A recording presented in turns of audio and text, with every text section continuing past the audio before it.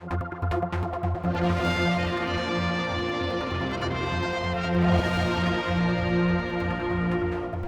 much. We turn now to questions. Chief Minister. Thank you very much, Mr. Speaker. Can I ask, please, the panel today in front of us? The island faces arguably multiple different challenges in many different aspects of government service delivery and policy.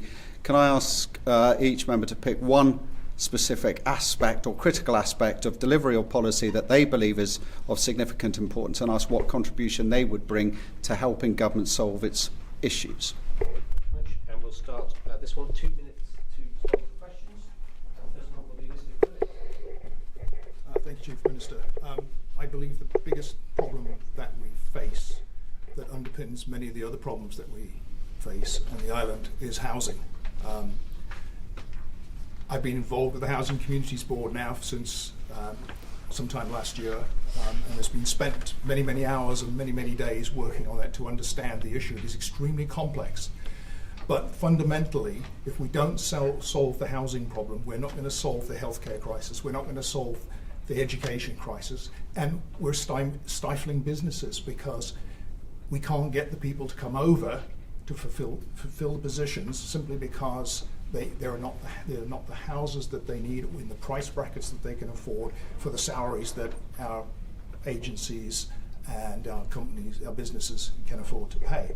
So it's a critical problem. We have to solve that sooner than later. The problem is that it is not an overnight solution. There's nothing you can do that is going to suddenly magically solve the problem in the next month, 6 months, even a year. There's some temporary fixes, but we have to, with urgency, adopt a number of plans and implementation things that can speed up. But realistically, you're looking at 2 years before anything significant can happen. But to me, if we can solve the housing crisis, then a lot of the other issues start to solve themselves. Thank you. Yeah, the biggest issue challenging the island at the moment is the budget deficit. We've just had a budget of 150 million deficit, 10% of reserves, £3 million a week, just to keep the status quo. That can't continue long term, and you can't deliver better welfare under that as well. So the island's got to find more revenue streams and better revenue streams. Even with the budget we've had, Health Service would say they'd want more money for nurses, doctors, consultants, education, wants more schools, new schools, teachers, infrastructure and transport links need improving. So to find new revenue streams, there's several areas, and I applaud the plan to increase the working population by 5,000. You could look at higher taxes in cases, but the two main ones really have to be the royalties on the gas extraction and the leasing of the seabed for offshore wind. A third alternative of reducing government commitment would be offloading some capital expenditure and letting the private sector run that. But unless the government finds better revenue streams, the legacy that we're going to leave going forward for the next generation looks a very poor one. Mr. Prictor. Housing shortage seems to be a key issue. So I've started on the process of working backwards on the financial aspects, and I found a few reports that are within the government libraries. It brought out a report in 2013, 2016, and again in 2020. It states there are 4 issues. The overall population is significantly lower than it was anticipated, meaning that there is perhaps less stress on affordable housing sector. Point 1. 2, the housing waiting list is significantly lower than anticipated, meaning again there is less stress on the public sector rental. 3, the first time buyers register of interest is significantly lower than anticipated, meaning that perhaps less requirement is needed for first-time buyers. 3 reasons why do we really have a housing shortage. The fourth one could address that one. The demographic profile of public sector rental mirrors that of the island, in that a significant number of tenants are aged, leading to under-occupancy and increased maintenance costs. In the UK, I believe they put the bedroom tax in the UK to move people out of 2, 3, 4 bedroom houses into 1 bedroom houses. That hit the headlines in the UK 3 or 4 years ago, and it caused chaos. But now it's accepted. People no longer have a right to a state's house for life. I think the Isle of Man do it on a 5-year tenancy, and that's the data I can collect at the moment. But in that same report, it says that a single person on £30,000 and a joint applicant at £33,000 are entitled to a state's house. That sounds fair and reasonable. What is the answer? I think we need to go back and do the check again on the numbers. Everything seems to show that our numbers are declining, therefore our housing requirements. 2 minutes. Can I turn to Mrs. Kelsey now, please? Thank you, Mr. Speaker. Thank you, Chief Minister. I think it's slightly easier for me in the sense that I'm already involved in a few areas, and I have to be very careful here. I'm very keen not to be leading on policy, but certainly helping and supporting policy making. So looking at the 5,000 extra jobs and how we're going to fill them in the coming years, I think with my current responsibilities with immigration, it's making sure we understand immigration and migration, or rather inward migration, to make sure that we are a great place for people to come to. Now, it might be housing, it obviously is jobs, but we just need to make sure that we're not actually pushing people away, and understanding how we can work with DfE, who are the lead in this area, because it won't necessarily just be people needing visas that come to the Isle of Man, but we need to think about our work permit system, our reach out, and then concierge service when people say they want to come. We need more doctors, we need more nurses, we need more teachers, and my own view is that we should be working together, and I will be hoping to continue working with DfE to make sure we can make that a reality and make it a great place to be. Thank you. Ms. August-Hanson. If you're asking what the major issue I believe needs to be dealt with regarding policy on the Isle of Man at the moment, then my answer is simply, well, it's twofold, but essentially that delivery matters. We've got 3 council oversight boards: Economic Strat Board, the Communities and Environment Board, Health, Learning and Social Policy Board, which is new, replacing the 5 Comyn subcommittees in the last administration. We don't know how that's going to work out at this particular moment in time. That's untested. So I'd be interested in knowing how this works and how this works better than previously. But the major issue, I believe, is in policy officers at the moment and the gaps that exist across government. In every single department, office and board, we're lacking policy officers, and we're lacking people that can actually deliver on any of the things that we're putting forward, be it legislation or big policy areas. That, I believe, is the biggest issue that we face at the moment. Mr. Craine. Thank you, Chair, and thank you, Chief Minister. I'm going to look at housing as well. Some of the others have looked at that. I'm looking at it because it impacts on both population and on climate change, which are the areas I've been most involved in over the last 15 months. There appears to be general agreement that we have a housing crisis. The range of issues is wide. Some of the issues are to do with the housing stock, which is where it ties into energy issues. But we also appear to have too many empty properties. We have inadequate rental rights with poor rent control, and private rents are high, buy-to-lets impacting on the rental market, and house prices are out of reach for many of the island's young people, driving them away. This is a problem we can solve, and it's a problem that we must solve. Housing is fundamental to the island's future. The island plan and the economic strategy look to grow the population and attract 5,000 working people by 2032. But we can't deliver that unless we've got that housing to meet those needs. The action plan from the Housing and Communities Board from March 22 picks up on the island plan vision of everyone having a suitable and affordable place to call home. And that's a high ideal. It's crucial to move that forward now. There are a range of initiatives I'm aware of across the housing sector, the first-time buyer support, shared equity schemes, incentives on fixed-term tenancies, how the public sector's managed differently between government, Douglas and the other authorities. Three great areas of hope. The mid-rental pilot in Colby, giving a chance for young adults to save a deposit. The Planned Housing and Communities Bill, a crucial piece of legislation which could resolve some of these issues and improve building controls to meet the UK's 2025 Future Homes Standard. Scrutiny of Housing Committee bills, scrutiny of the work of the Housing and Communities Board are areas to which I could contribute. Thank you. Thank you. Mrs Jenkins. I'm going to cover population growth as well. We've heard the reasoned argument as to why the population needs to increase, and the government actuarial report makes concerning reading. The social situation is a critically important aspect for the developing of an island, specifically gross population and fiscal revenue. But the goal should be sustainable development on our island to improve human well-being, to meet the material and the non-material needs of not only the present but future generations. It's going to be a difficult road ahead, and we need to differentiate ourselves from other jurisdictions who all have exactly the same issues.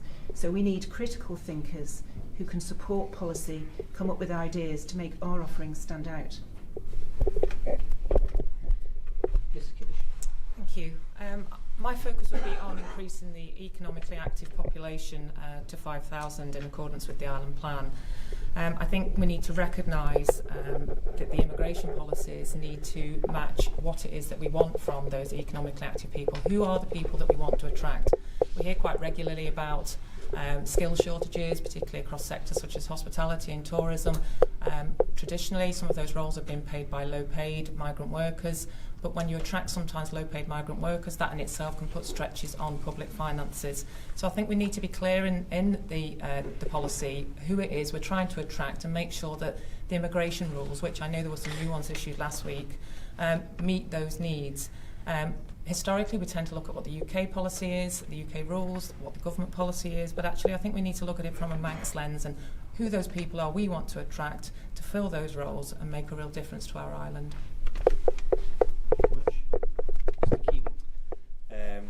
I'd like to echo the comments on housing as a recent homeowner. There's certainly something I can attest to, but just so we're not having some repetition, I am wary of being pigeonholed as an educationalist, but my focus would be on education. In terms of where that fits in, the sort of focus on lifelong learning, particularly within the Island Plan and more widely within the desk departmental plan. For me personally, schools and education establishments are almost microcosms of society. So the problems we see in schools are the problems we then see replicated further down the line. So for example, a young person might be rude to a member of staff, for example.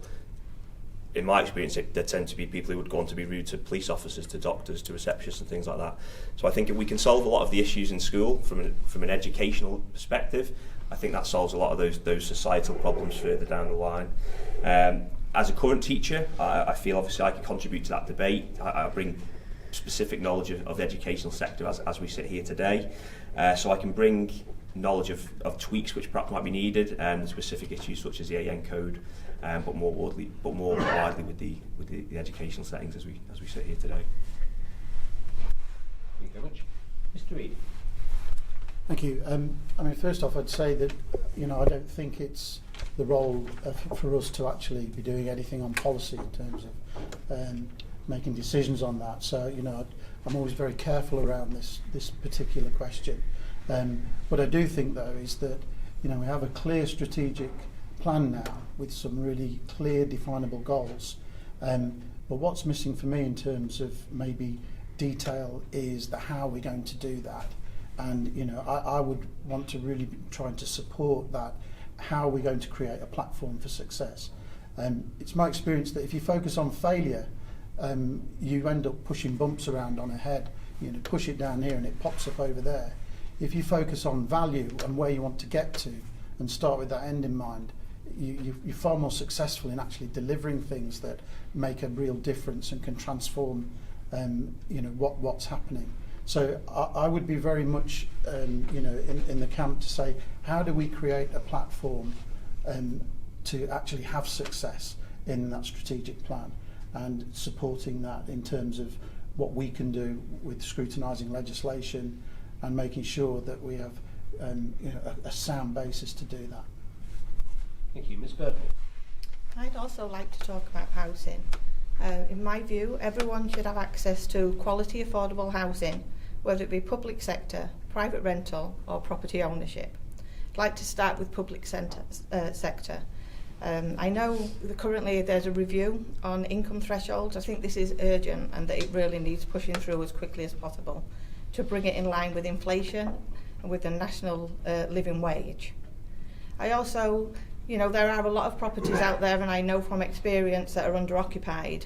I don't agree with the room tax. What I would like to see is a lodger incentive scheme where properties that are under-occupied, rather than charging a lodger fee, some incentive are given, or the lodger fees are not charged.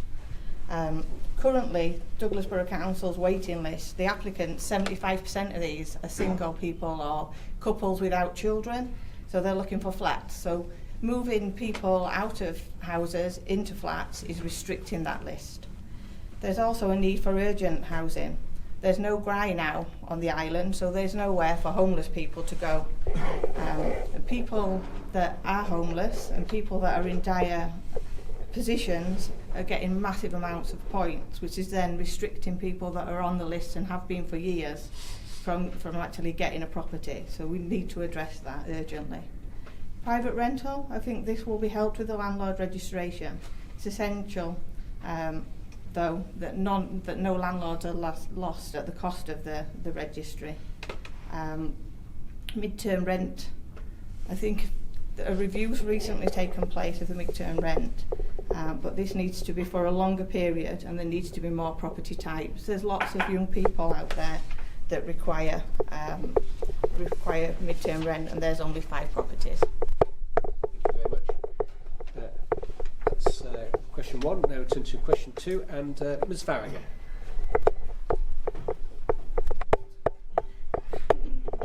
Stand up. Thank you. Firstly, morning everyone, and thanks for your introductions and answer to your questions so far. What I want to ask about, I'm interested in the process that will inform your decision making as politicians. So some of you have already alluded to the fact that MLCs don't create policy, but obviously you do get to vote on policy. So following on from the Chief Minister's question there, either using that issue that you've just identified or pick another one, if you could just outline the process that you would take and what would inform your decision making before you arrive at that political stance on a key vote on that issue. Thank you. Thank you very much. And first one. Yeah, the role of MLC is a multi-layered one and in some ways contradictory. Firstly and foremost, primarily, it's a scrutiny of legislation role, which requires you to be independent and from keys to do that job role properly. To deliver legislation, you have got to go back to the policy though, and why is the policy being brought forward? What is the problems? What is it trying to solve? So you have got to understand all that on the to help deliver the legislation. There are only 2 types of legislation, either good or bad. We only want the good, and that works out there in the community. And with my experience in small business, that's where I think I could contribute. On the committee's side, I would also regard that as scrutiny and challenging the delivery of past policy mainly, and so I would have no problem getting involved in that. And as you say, although as an MLC you are non-political, but you're also a member of Tynwald, so you have to be political. And I come forward, I will have a political view. It may be different to yours, but at least we can sit down and debate then and come up with a way forward. If I come forward no political view, how am I going to engage with government? How am I going to challenge policy? So, yes, I will come forward with political views. Thank you. Thank you. Mr. Prictor. Should MLC be involved in developing policy? The answer is no. But then I sit back and think, well, to some extent, it should be yes. We have specific knowledge to help advise, or even, why not utilise these experiences? We've been around for, some of us, for quite a long time. We may have views on things that you may not have thought about. So we could be there as a soundboard, but not actually developing and producing policy. Do you think MLCs need to have a good understanding of things like law? No. I think we have the AG's office, which are the specialists. They will advise. So what is actually the role of the MLC? Everyone shouts the word scrutiny, scrutiny. I think that's the role definition. But I think MLCs could be used a lot better and a lot more efficient than they are today. They are a wealth of experience here. If any of that experience is required in any department, people should be asked to go and help that department. Not assigned to it, but assist. If people pick up a piece of legislation and they work through the MLC process, they should then, when it's completed and signed off, it should help it implement it into the departments. They will know how best to use that piece of legislation. It's up to them to advise, help, assist the departments on how they use it.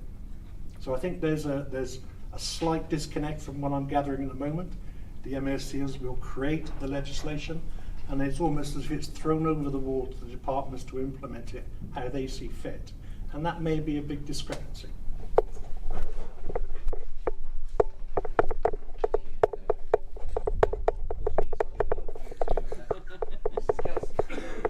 Thank you, Mr. Speaker, and thank you, Ms. Farragher. What influences my vote or how I get involved in policy? Well, I think it's simply 3 words: being well informed. And essentially, I might go into a Tynwald sitting with a point of view. I may have well informed myself by reading everything, but actually I'll then carefully listen to everyone in the debate, very occasionally taking an active part myself, but only where I feel I've got something different to say or I've got something to add to the discussion. So essentially what influences my views are all of us, as well as all the reading or all the information I can get. I do listen to local news, so that also I feel I might have at least some form of finger on a pulse, but obviously just making sure I get my information from as many sources as possible to make sure I can come with a round and fair view. Thank you. Ms. August-Hanson. Thank you. In the last 5 years, I have looked to sort of develop my understanding of the role of an MLC and where policy kind of fits into that. And I've come to the conclusion, particularly over the course of this administration, as to where that sits in my own head. And that is probably reflected in the work that I've done on the Department of Health and Social Care, in the Department of Environment, Food and Agriculture, or with them. And that has been very, very much in terms of sort of like bringing, one, being responsible for legislation in those departments, but then bringing matters of policy before the MHKs for sign-off and scrutiny of myself and also the team before those are then sort of put into that legislation. They are signed off by MHKs. So that's how personally I make that work. I also don't have a vote on those departments either.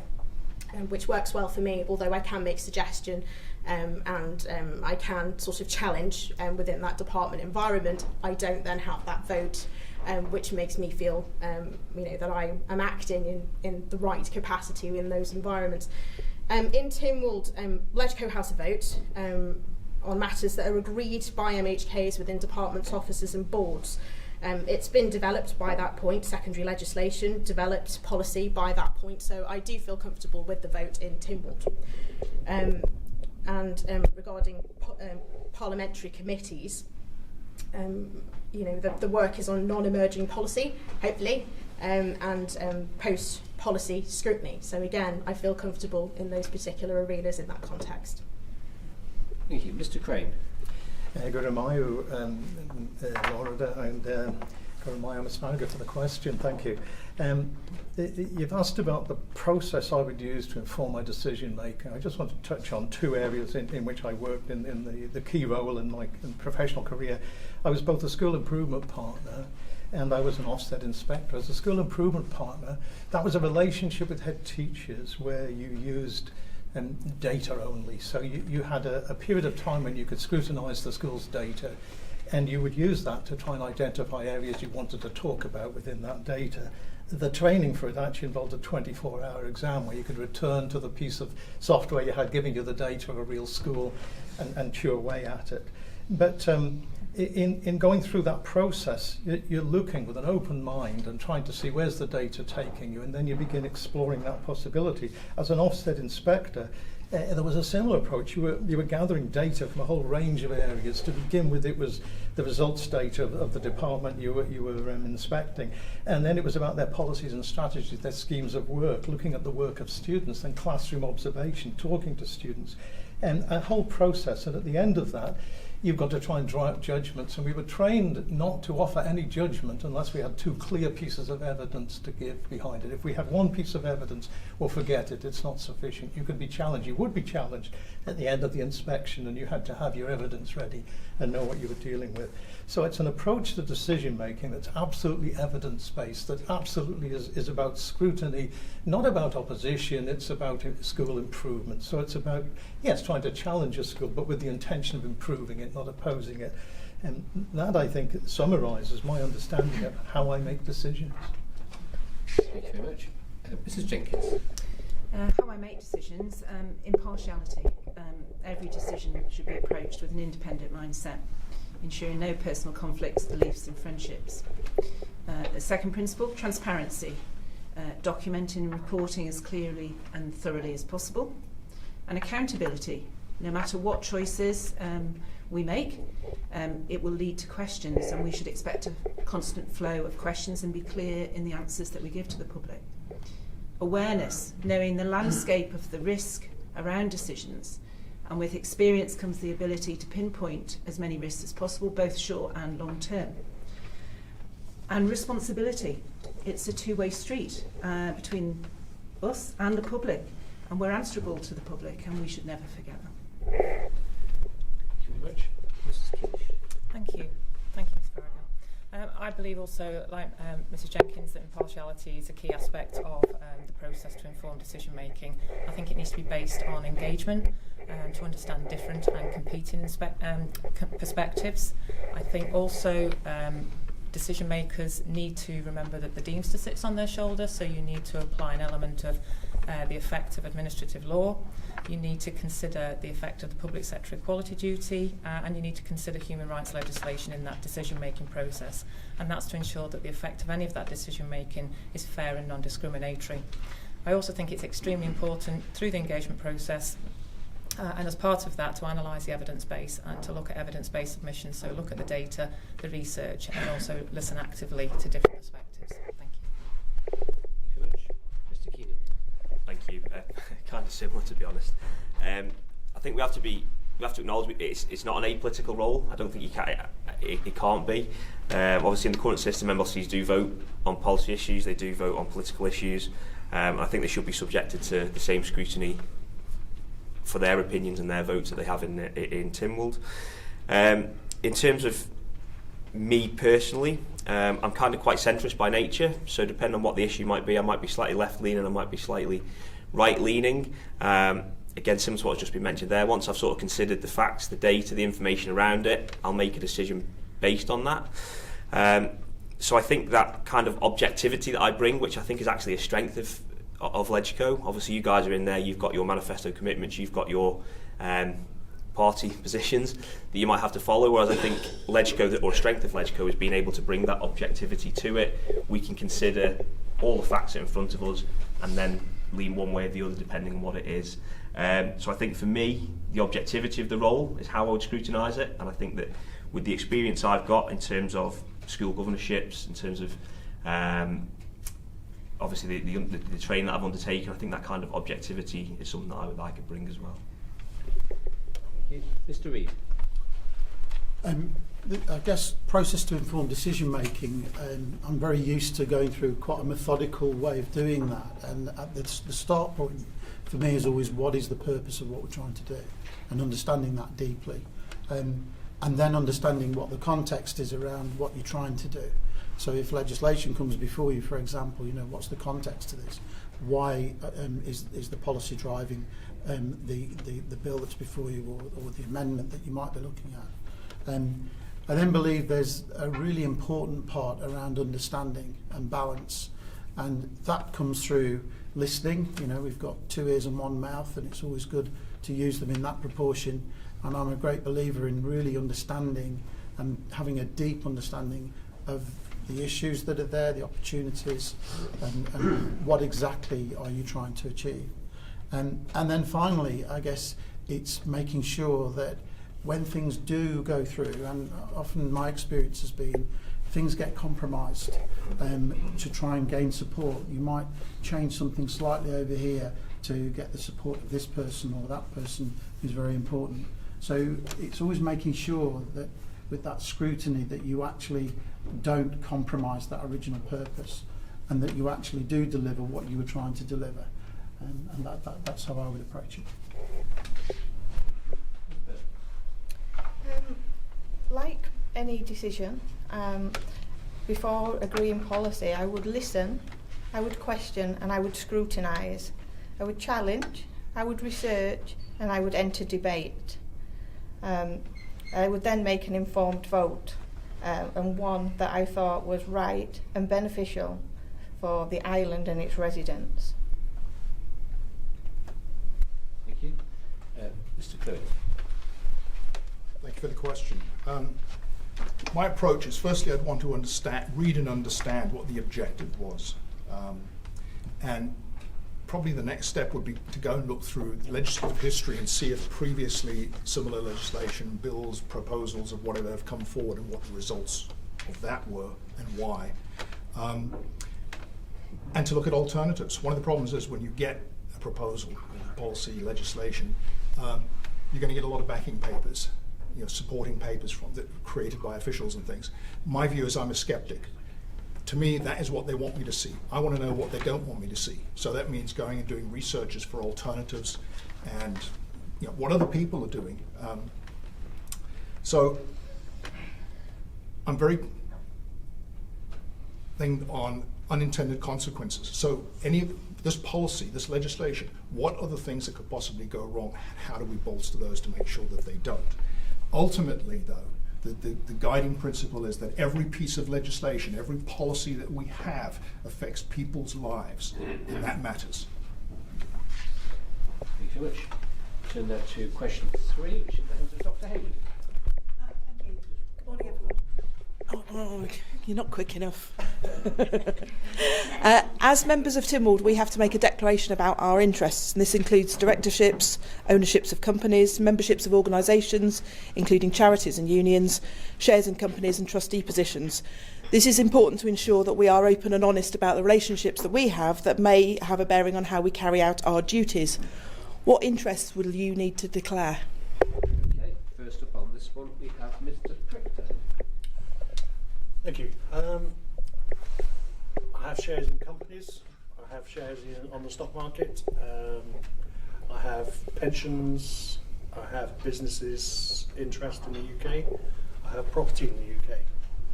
And I think, yes, everything needs to be listed. It's the same as the UK does. I'm all for open and transparency. Yes.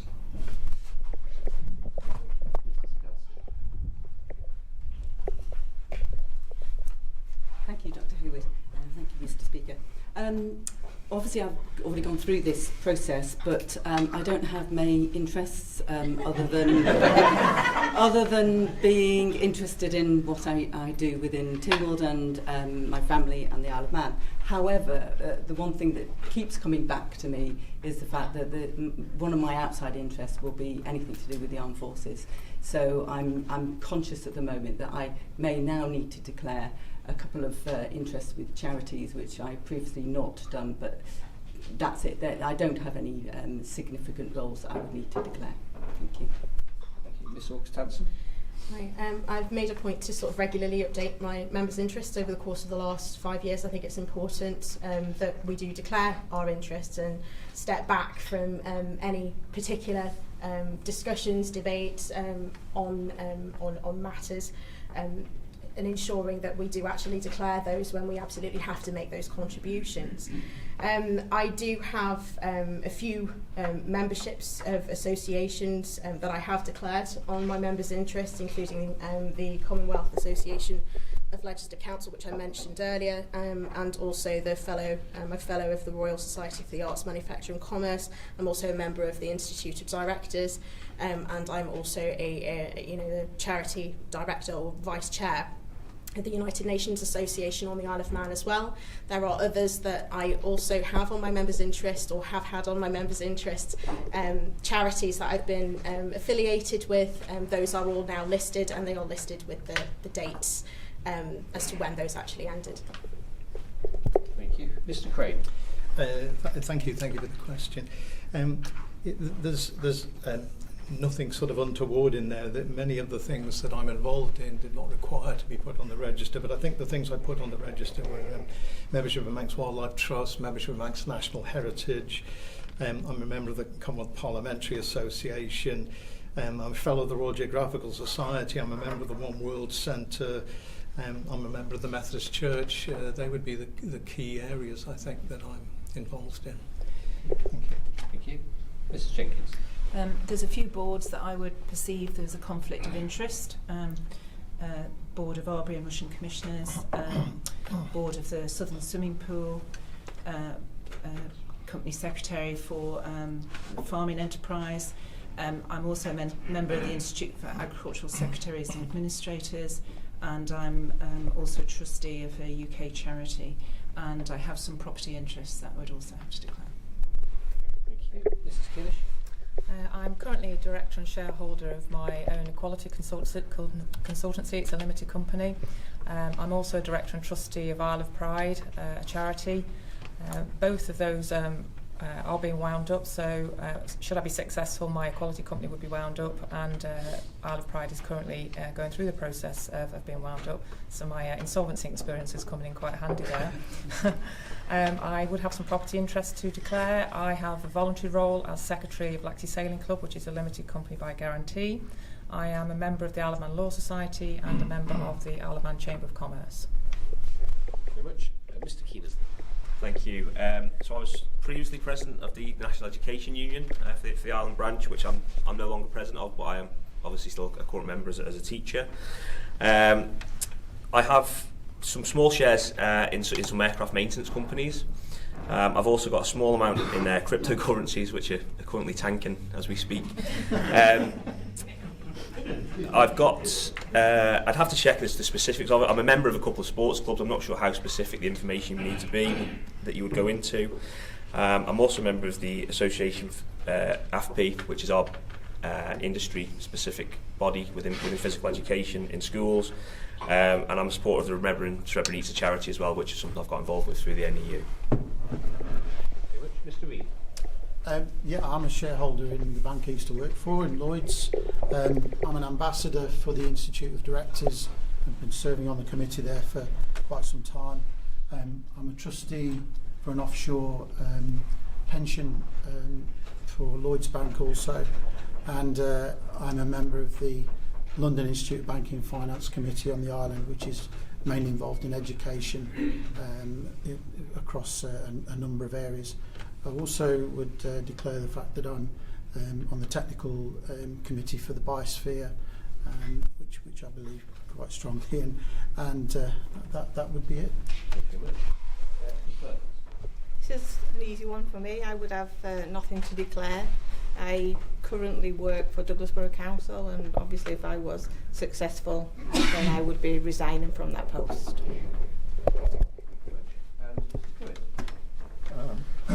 I've only got 2 minutes, so I won't be able to list them all.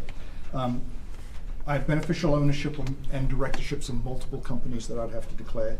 I have investments in numerous other entities in Europe, Middle East, and various other countries. Political donations. I have numerous memberships of various organisations and charities. I am a trustee and director of the Children's Centre locally. I am principal funder of a US-based foundation that is currently funding the One World Centre's charity challenge for Year 12 students this year. I own multiple properties on the island. I own a beneficial owner of an architectural company doing passive house designs on the island, and I have ownership of a property development company that will be developing affordable and energy efficient passive style housing on a non-profit basis, but I will have to obviously declare all of these.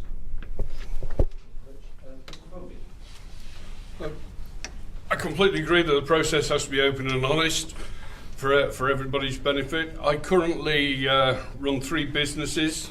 They're all tied to the farm tenancy that I have, which comes to its end of its 25-year term in November of this year. So if elected, I've already primed somebody to take over the running of the farm for us. And my wife is fully involved and quite capable of running the other 2 with some help. So I'll be fully committed to the role, and it'll be my full time. My other interests through the Manx Farmers Union, and I've just got a background role in that. I've no other great investments really. All the wealth I've generated has been reinvested in business. And the only one which will probably let me off is I'm a TT Marshal. Thank you very much. Now we come to question 4. Mine's been picked up by a few people already, but I'll ask it anyway because not everyone's answered it. 2-part question. How will being an MLC be your primary job? And second part, how many of you have actually currently met with current MLCs? The 3 at the end probably excluded from that one. And how has this meeting changed your understanding of the role? Thank you very much. First on this one, Mrs. Kelsey. I'll keep it quick. So yes, it will continue to be my primary and only job or role, and obviously I have been talking to current MLCs anyway, and in particular took soundings from 2 of my colleagues who went through this situation about 2 years or so ago, to make sure that I knew what re-election or standing for re-election would be about. So, thank you. Ms. August-Hanson. Yes, it would be the primary job, and it's probably the first time that when I stood in 2018, I sat down with Jane Paul Wilson, and that discussion that I did have with her at that point in time before the election definitely shaped my understanding of what the role could and should be, and still does to a degree. Thank you very much. Mr. Craine. Thank you, Mr. Speaker. Thank you, Mrs. Maltby, for the question. Yes, this would be my primary job. I can't say it's quite my only job because I'm still doing 2 weeks a year on GCSE and writing question papers effectively for an English exam board. But that takes place in the evenings and so on. Has meeting with MHKs changed my understanding of the role? It probably did the first time round more than the second time round. What I'm perhaps seeing a second time round is still mixed views on where MLCs would fit within departments or not, and whether they would have full roles in that. Perhaps there's greater interest in the selective use of MLCs for more specific roles, in taking part in a department project of some sort for a time and dropping out. And that's been interesting to hear that from 2 or 3 members. Thank you. Thank you very much. Mrs. Jenkins. Yes, it would be my primary role, although I would still be involved in community aspects. Yes, I have met with MLC rather than MHK. I had a very good chat with Mr. Mercer, and it brought it home to me that although we have different upbringings, perspectives, skills and values, it's learning how to utilise all our passions collaboratively to drive positive impact, and I find it very useful. Thank you. This is Kinnish. Thank you. Yes, it would be my full-time role. I would, like Mr Jenkins, continue with some community roles, such as Secretary of the Laxey Sailing Club. I feel quite passionate about that. I have met with MLCs, but I also had an advantage of working very closely alongside Mrs Paul Moulton for 3 years in my former role as Government Equality Advisor. That allowed me to have some unofficial mentorship, I would say, and understand the nature of the role and the detail. It also was quite inspiring to see how that role actually developed that role in a collaborative and collegiate way. And I have also spoken to another MLC and gained some more insight around the role of committee scrutiny and potential conflicts of interest when maybe perhaps you're considering department roles versus scrutiny committee roles. Mr Keenan. Thank you. Yes, it will be my primary job. It will be my only job. If I'm successful, I would need to resign tomorrow, by close of business tomorrow. So obviously, as a current teacher, there would have to be some sort of transition period in order for to see out a notice period effectively. For me personally, I see that particularly GCSE students. Obviously, I've worked with those guys for the last 2 years. I've got a bit of a commitment to those guys, and obviously they've got exams coming up imminently, so I'd want to make sure that something's in place for those guys. In terms of contacting MLCs, I think between this election and the last one, I think I've communicated with everybody. I think I've met most of them, and certainly via email that people have offered me advice and things. I've also spoken to wider Tynwald staff as well, actually. So this time round, I've spoken to a couple of clerks and things like that, and just to get more of a wider base. Has it changed my perception of the job? I don't think so, because I'm back again. Either that or I'm a glutton for punishment. But I think speaking to people has kind of driven my desire to sort of improve, really. I think, as I say, what I touched upon in my opening statement, speaking to people and knowing what I needed to do this time round. So that's been between both MLCs and MHKs, to be honest. Thank you. Mr Reid. Yeah, it would be my primary role. I've tried to reach out to everybody, and I apologise if I've been bombarding you with emails, but I would thank you all for your responses. I've met some of the MLCs as well in part of that process. I have actually learned quite a bit, particularly around the diverse views around the actual role in the Legislative Council, in that some people really believe in it and some people probably don't, and that's been a real eye-opener to me. And what's also been really good is the encouragement and support from you. I mean, genuinely people saying, well, think about this and think about that, maybe prepare yourself in this way. So I've been really grateful for that support.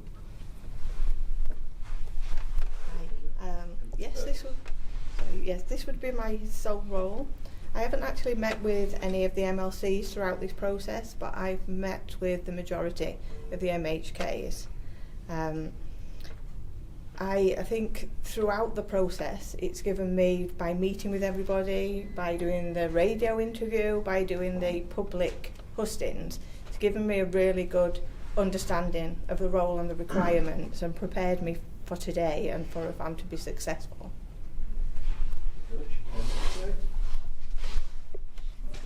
Thank you for the question. It would be my primary job. It would probably displace some of the fact that I'm almost full-time on Housing Community Board issue. I have not had technically a job pulling a salary for a number of years. I live on investments, and I actually pull a Social Security check out of the United States as well. I started out this process by meeting with the president of Tynwald, which was very, very helpful in giving me a deeper understanding of what the role is. I've also had several long conversations with existing MLCs about the role and the challenges and the views of things. So I also did have a very interesting conversation with Mrs. Paul Wilson, also because she has been in both roles and was able to provide a good differentiation for me in terms of understanding the difference. Thank you. Thank you very much. Mr. Brumby. Yes, it will be my full-time job. As I explained, I'm currently running 3 businesses, but after November they all finish, and provision is made for those to be run separately to allow me to be full-time in this role. I don't need another job. I could retire, but that's not in my nature at all. And this island's been good to me in the last 25 years I've been here, and so I'm looking to put something back, which is my motivation for being here. I've talked with the president of Tynwald before progressing further with the role, and I talked with Marlene Masker, the retiring MLC, and she emphasised the amount of hard work. It's not a part-time role, it is a proper hard work job, and the nature of the role.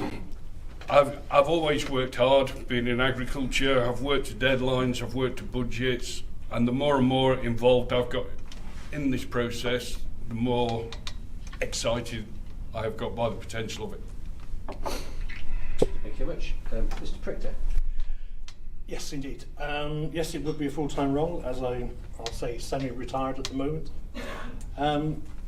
Yes, I did contact MLCs, and Mr. Skelly, he gave me the pointer of where to go, and my sponsor told me to contact Mr. Henderson and Mr. Mercer, which I did at the beginning of this, and I'm sad to say I did get no response whatsoever.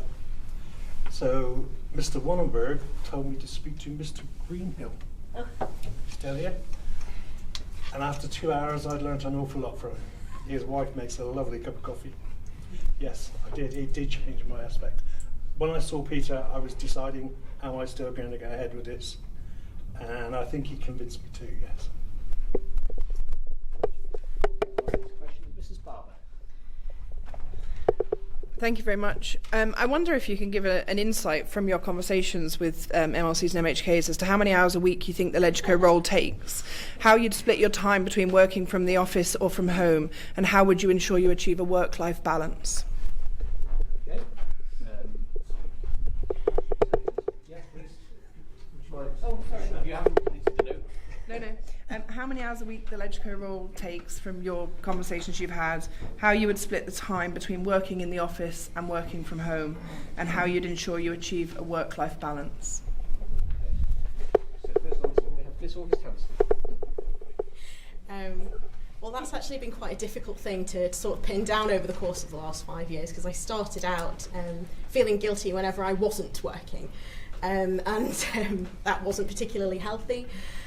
Since, and certainly over the course of the COVID pandemic, that then sort of led into probably working a little bit more than I was even previously. And working from home, you know, it actually, one might think that perhaps you might work less, but unfortunately that really didn't work out quite like that. We worked an awful lot more at home. And when my daughter was born, I perhaps had a bit of a change in mindset. You know, you change your priorities ever so slightly when you become a mother, and actually you start understanding that, you know, you need to use your time really effectively when you are in the office. You do need to strike a work-life balance because your family is important, and they do need to be prioritised. In answer to your question, it depends on the week. Sometimes you can be in work, and usually I'm in work for about 9 o'clock in the morning. Sometimes I'll finish for about 6, half 6. I will get myself straight home, have dinner with my daughter, and immediately put her to bed, and maybe check my emails when I then finish. And then at the weekend I will put a Sunday aside as I'll check my emails in the morning, but I'm not going to do anything for the rest of the day, because actually my family is incredibly important to me, and more so since my daughter was born, and I don't want to risk that for anything, quite frankly. Thank you very much. Mr. Craine. Thank you, Mr. Speaker. Thank you, Mrs. Barber, for the question. You pick up how hard others are working from what you see and what they say, and then you've got your own experience of what it's like. But the reality is that this job, like most of the jobs I've had in my career, is an absolute bottomless pit. It will take as many hours as you're prepared to put into it. And Yeah, it swallows up a lot of my hours because there's always wider reading and other things to look at as well as preparation. The balance between work and home, highly variable from day to day, even depending on whether you've got meetings or other things you're trying to do that are better done in work or better done at home. I couldn't attempt to estimate how many hours that involves in here or over there. It's just ongoing. Work-life balance. Yeah, 15 months in the role and my work-life balance has suffered. One of the things that went, and I'm not sure if it went because of this job or went because of COVID, was an early morning swim, you know, so that's gone by the wayside. I managed to get one last week, but I used to be doing 3 or 4 days a week an early swim, and I've missed that, and I really should find room for that again because it's important. Yeah, thank you. Thank you, Mrs. Jenkins. I believe it's a full-time role, and I've always kept extremely busy. I've been sort of self-employed for 20 years, and I have that work-life balance already sorted. And if you want something done, you give it to a busy person, basically. My children are now of that age where they're nearing their end of their education, and so this is the right time for me now to take on this sort of role. Thank you, Mrs. Kinnish. I think the role, it is full-time, but I think also it has to be flexible to meet the demands of the role. So I think flexibility is key. You may determine that you want a work-life balance one week, but then the flexibility required may impact on that. Work-life balance for children, I'm the master of juggling, especially with only 4 years between them. But again, similar to Mrs. Jenkins, I've got a house full of teens. So spending time with mum is not their key priority.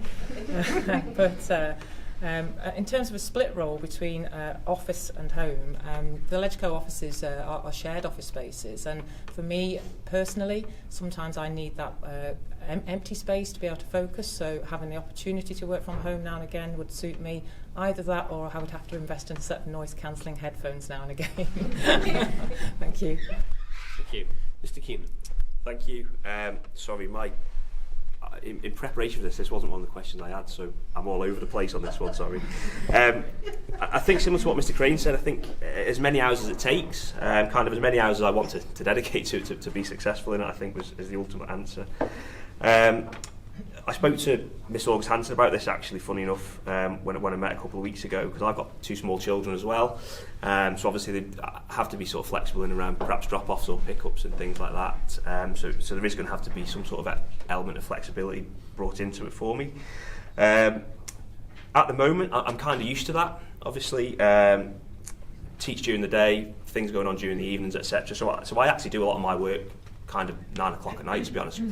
When everyone else has gone to bed, I quite like it, to be honest. I can stick the radio on and do a bit of work. So I'm used to that flexible working pattern at the moment, and I think it would just be finding a flexibility that worked within the parameters of what's on offer. In terms of maintaining work-life balance, I believe it or not, I do a bit of exercise in between injuries. I ride a bike, I try and go to the gym, and I do try and get out for a run every now and then as well. So those are things that I'd like to incorporate within them. Perhaps it just might mean a run at lunchtime or something like that instead, or whatever. I think it's a bit of a suck it and see one. Thank you. Mr. Reid. Yeah, I guess I'm used to working long hours and evenings in the roles that I've done previously. I don't see this as a 9 to 5 role. I do see it as you need to put in a decent amount of hours, firstly to understand all of the legislation that's coming before you, but also if you're going to support a department or on other committees, that would take up extra time. So in terms of that sort of office or home, I'm pleased to say I've just had broadband fibre put in at home. I'm really excited about it. Actually can download things now very quickly without a big wheel coming up all the time. So that does afford me maybe some time to study things at home. And probably I would see that balance being sort of 80-20, 80% here. But you know, looking at my own personal balance of work and play, you know, children are sort of grown up now, and my wife works full time, so you know I can afford to dedicate a lot of time to my job and to my work. So you know I probably will do that in terms of what the hours needed. I will do. Thank you very much. Ms. Birtles. regards to how many hours, I understand it is a full-time role plus some. I would spend majority of my time working from the office because that's the environment that I seem to work better from and am more productive. I've got an 8-year-old granddaughter that lives with me, so she will make sure that I get the work-life balance. She will demand that I still take her to her clubs and that I still do all the fun things that she enjoys doing at the weekends. And then obviously if there's things outside, you know, when she's in bed, then they're the times that I can do more research, more reading and do any works that I need to do. Thank you very much. Mr. Clueit. I've spent at least 45 years working 16-hour days, 6 days a week, and it's never bothered me. I think this job is more than full-time, you know, and I'm willing to put in whatever hours are necessary. In terms of the home office split, it's largely irrelevant. I can be wherever I need to be. I live 7 minutes from this building, so it's a trivial choice. Fundamentally, I've never actually considered that I've done a day's work in my life. I've been having too much fun. Everything I've done, I've taken on because I'm excited by it, because I want to do it. You know, I could never ever just get up, get dressed, and go to work just to get a paycheck every day. I just can't do that. And the other thing is, boredom and having nothing to do absolutely terrifies me. In terms of work-life balance, well, when I started out, that doesn't even register with me. I'm very, very conscious of it with my own employees and making sure that their life balances. But to me, it's never been a consideration. When you're running multiple businesses and things like that, you don't have the luxury. My wife and I have been together for 50 years this year, so whatever that crazy work-life balance that we have, it's sorted. It works. I do walk. I walk everywhere where I possibly can, because not only is it exercise, but it's great thinking time. That's it. Thank you. Thank you very much. Mr. Brumby. Yeah, as far as hours go, I'm totally committed to whatever it takes. I fully expecting it to be full-time plus. That's not a problem to me. I spent most of my working life starting at 5 a.m. in the morning and doing 80-hour weeks with the dairy cows, and 7 days a week. So on that, no issues at all on that part at all. Working from home or office, I would probably tend to take myself into an office and put myself in a proper work environment where there's not the distractions that could come along if you're at home. I've never really had a work-life balance. I've taken my pleasures out of my work, and like I said before, when we did the dairy cows, we didn't just milk cows, we did the full pedigree, we did sales into Europe, and that's where I've taken the pleasure from. And even now, things like delivering the Dark Horse Music Festival 3-day event, at the end of it, yeah, the pleasure and the thank yous we get from people, that's what drives me, and that's what I like to do. It's probably easier for me not to have so much as a work-life balance because I have no children, so that does ease that a bit. But the other one, if I can get on the motorbike for a few hours and blow some cobwebs out, that's me done. Thank you. Thank you. Mr. Prictor. Yes, I understand it's a full-time role. Luckily, two of my children are all grown. Left, they're now independent. As work-life balance, office or home, I'm not programmed to work from home. I like to be in the office. I learn more, I talk more, I pick up more, I communicate more, and I'm happier. I would rather work in office than home.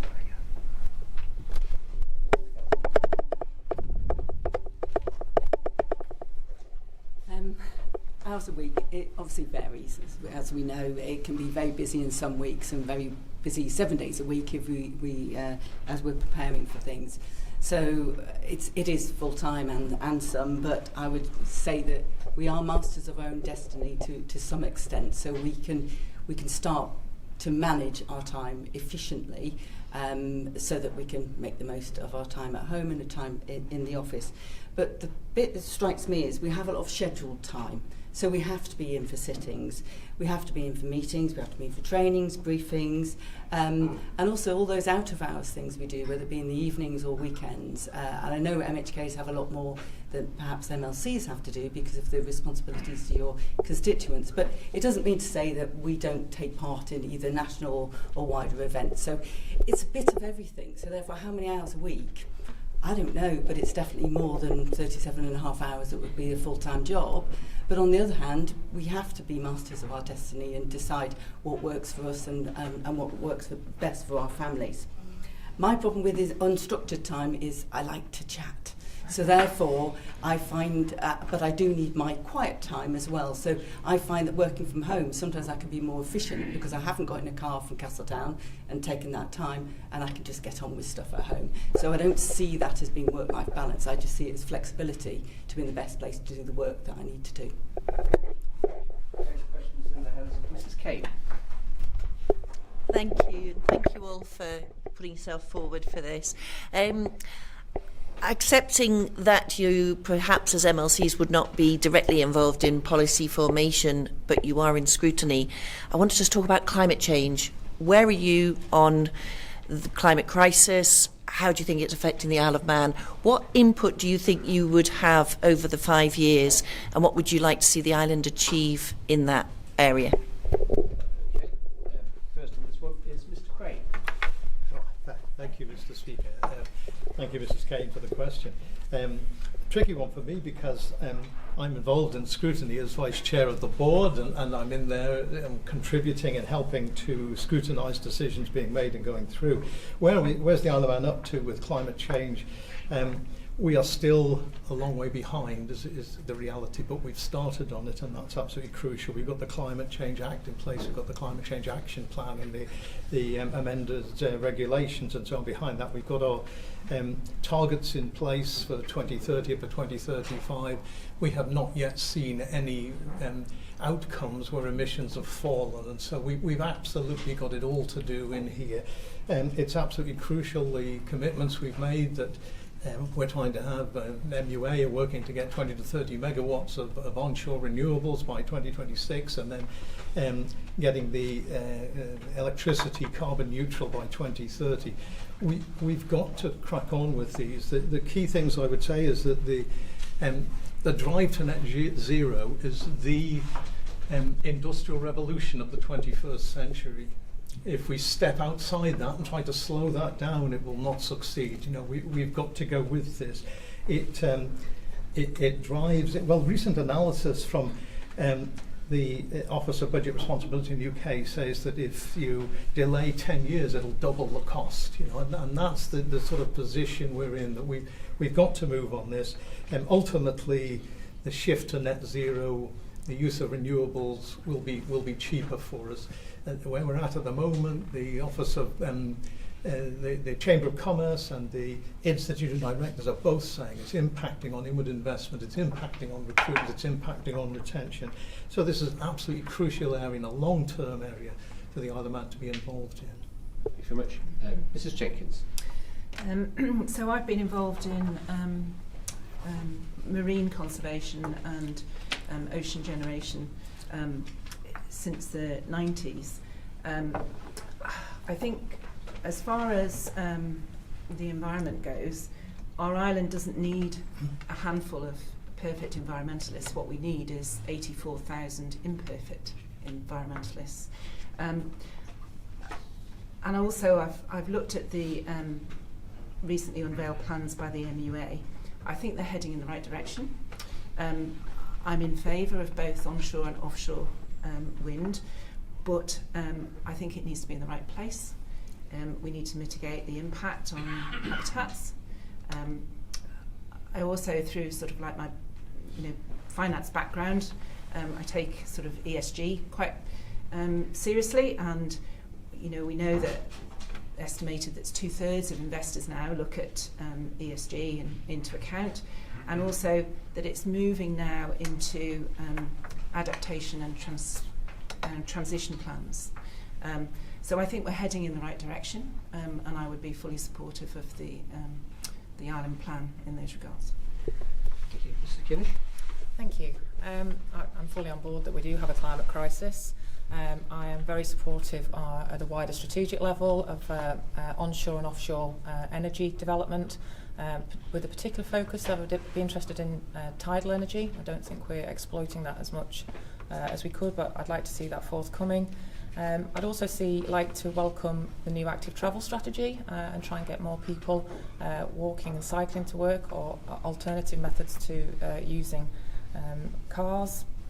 I'd also like to see from more of an operational level, through maybe the Department for Enterprises, to encourage more investment in entrepreneurship for companies setting up as renewable companies, because at the moment I think there's insufficient to meet the demand. If you make inquiries around making your own property renewable, it's a long waiting list. I think also we need to tie in with the UCM strategy of investing in more apprentices, because presently, for example, on the plumbing and the electrical side, they'll only take 12 apprentices each year, so that's limiting the number of people that we are developing skills for our future generations.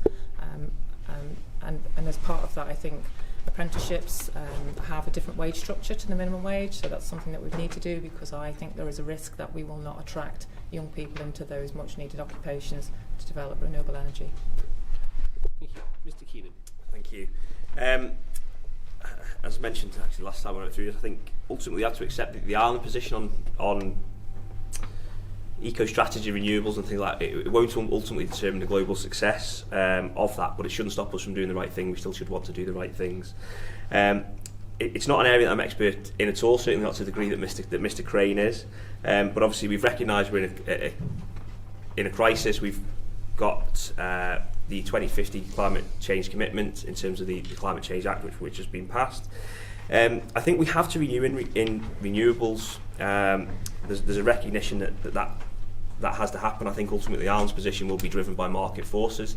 If markets determine that's the route they're going to go down, which is the trend, we ultimately will have to follow that regardless of what government policy is. But obviously that is a balancing act with energy security as of we sit here today, in terms of the Crogger line, which I think you might obviously have an interest in. In terms of that investment in renewables, I think it's something we do have to pursue, we do have to chase after. The job creation, the industry that it could attract to the island, I think is valuable. I think it's something that we could stand out from the crowd for. It could almost be a bit of a USP for us, a bit of a unique selling point.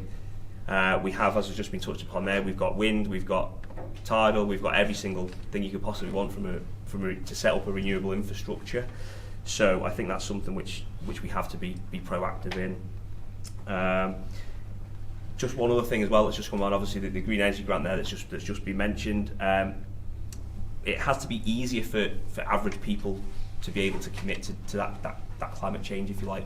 So we have to make the green energy grant simpler, we have to make it easier to get, we have to make it more worthwhile. We have to make recycling opportunities, things like that, easier for people to do. We have to make it as easy for people to do to get on board with, I think. Mr. Reid. Yeah, I think we do have a crisis, but I think it actually extends also to financial implications for people that can't afford energy. And that is a serious problem at the moment with what's happening in Russia and all over the world. I think there's two things I've been doing personally over the last 5 years, and that's looking at what we could do as an organisation personally in our own buildings. So, we reduced our footprint by over 50% and put in methods of heating and insulation that actually make a big difference to our consumption. So I think that's something that the Isle of Man, is trying to embrace, but we should do as well. We should accelerate that. I think there's also a second part to that as well around how we govern and how we actually incentivise. So, for example, with investment into companies, making that a better investment if it does have ESG credentials, or if it is green, or if it actually does decarbonise, should be something that we are actively getting involved in. And I obviously accept the point around Crogger, that where we are at the moment is you've given licence to let people have a look at that, and I'm sure that will split a lot of people on whether it's good or bad. But you know, again, I do think that there is possibly a transitional resource there that could fund some of the development that we might need on the island if it was used. But I guess that's a decision for you guys, you know, around policy and how you move that forward. But again, I would be very keen to be part of the debate. The biosphere as well is something close to my heart. I believe strongly that that is the right thing, and we should be renewing our biosphere status in the years to come. Thank you. Ms. Birtles. I do agree that we have a long way to go. I think that the education piece needs to be covered. I think people need to know what alternatives there are to what we've got at the moment. We're still on the island, Manx Energy are promoting gas boilers still rather than the alternatives that are available. A lot of people have converted to electric heating, which again is not ideal with the current crisis and the increase in energy prices. I'm in favour of wind turbines and the solar panels, and like one of the other candidates mentioned, as long as these are situated in the right areas where they're beneficial and don't affect this beautiful island that we live on. And the other question is, with the alternatives, do we have the skills to deliver the alternatives on the island? That's all I've got to say. Thank you. Mr. Kirrie. Hi. Thank you, Mrs. Craine, for the question. By 2050, we essentially have to decarbonise our buildings. We have to retrofit almost every building on the island. It's somewhat of a disgrace that houses that are being built today will need to be retrofitted by 2050. Think about that. That requires that if we started today, we would have to do retrofit over 2,000 buildings a year on this island. How many are we doing? About 1 or 2 if we're lucky. So if we can't decarbonise housing and energy consumption, what we have to do is decarbonise our power supplies, which means we have to focus on wind, solar, and other energy sources that are green and environmentally responsible. We also have other issues with extreme changes in climate, which are coming. We're going to face issues with flooding. We're going to need to beef up our flood defences quite substantially. We're going to need to secure our fresh water. Whether that means extending Solby or excavating it deeper, I'm not sure. And we have to preserve agricultural land because climate change is affecting the world's food production that ultimately is going to cost us all. My personal opinion is that we, like almost the entire planet, will not meet any of these goals that we're setting ourselves. There's too much still kicking the can down the road, and politics being politics, things get left to the last minute. They wait up. We need a plan for living with extreme climate change as well. Thank you. Thank you very much. Mr. Brumby. Yeah, well, we cannot criticise anybody else unless we get our own house in order. And personally, I have a big need to decarbonise with climate change.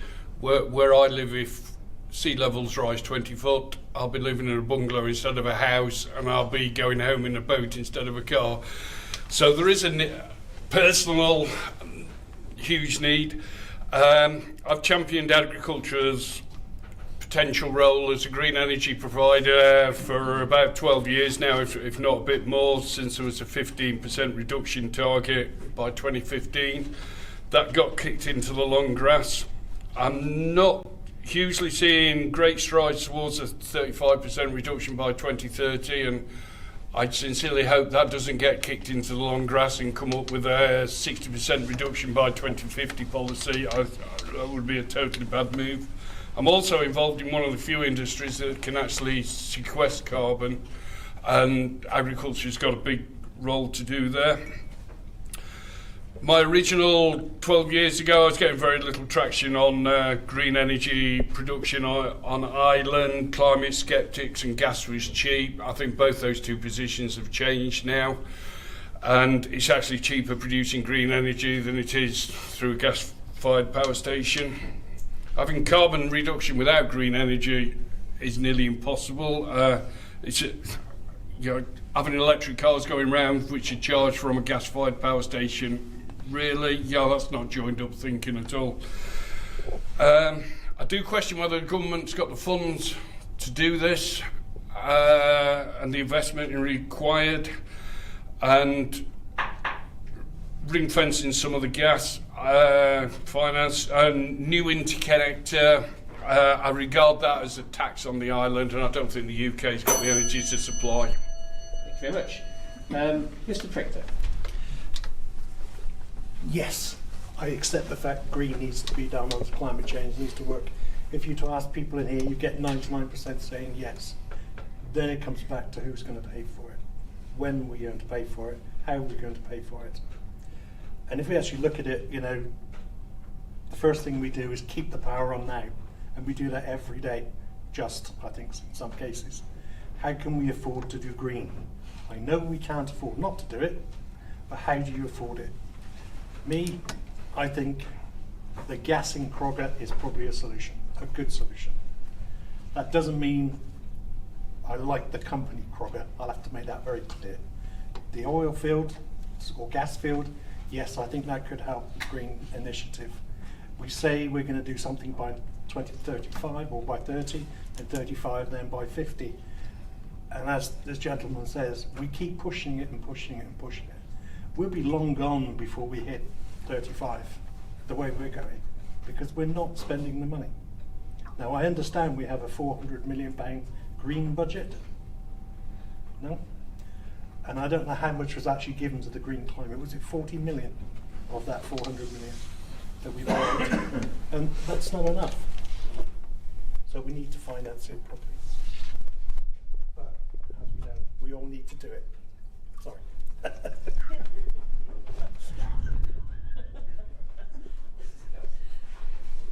Thank you, Mrs. Kane.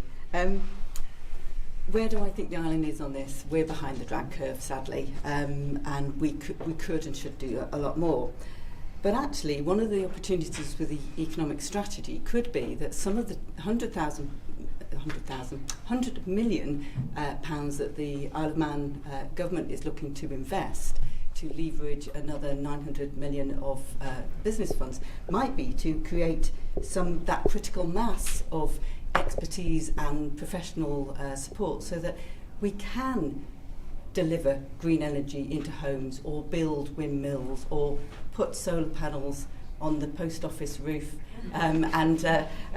So my own view would be we should be looking to build it into our economic strategy in the way it is, but actually link it to jobs, because if we have people that can do the work, we start to get critical mass and it becomes cheaper. On top of that, I think there's probably areas where we might be able to look at more novel technologies and just look at if there's any worth in investing in a little bit of time in research. Because again, the Isle of Man is a great test bed for some things. We're small and we've got just about everything going on here. So is there an opportunity there? Possibly. And my final plea, and I mentioned it a little bit earlier, but could the MUA look at supporting the Isle of Man Post Office and putting solar panels on its roof at the business park? Thank you.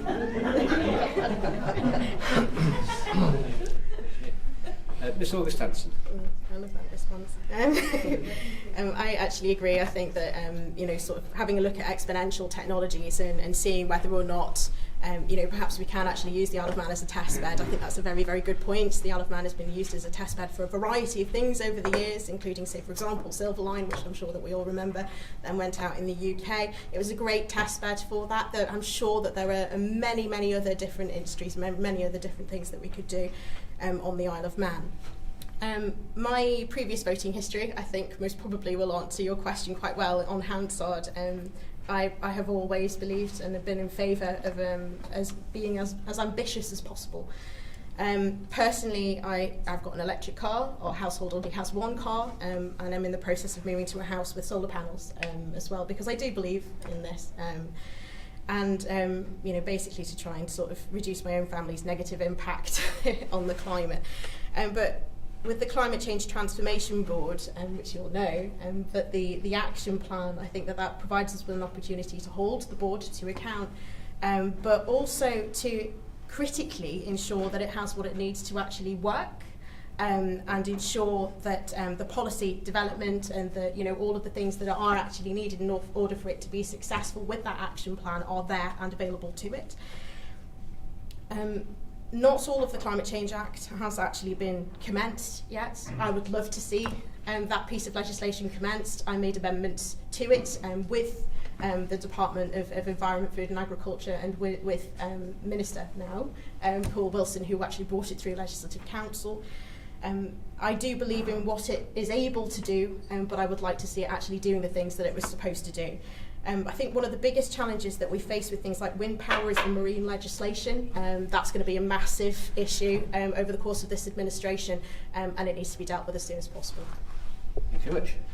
Our next question is in the hands of Mr. Glover.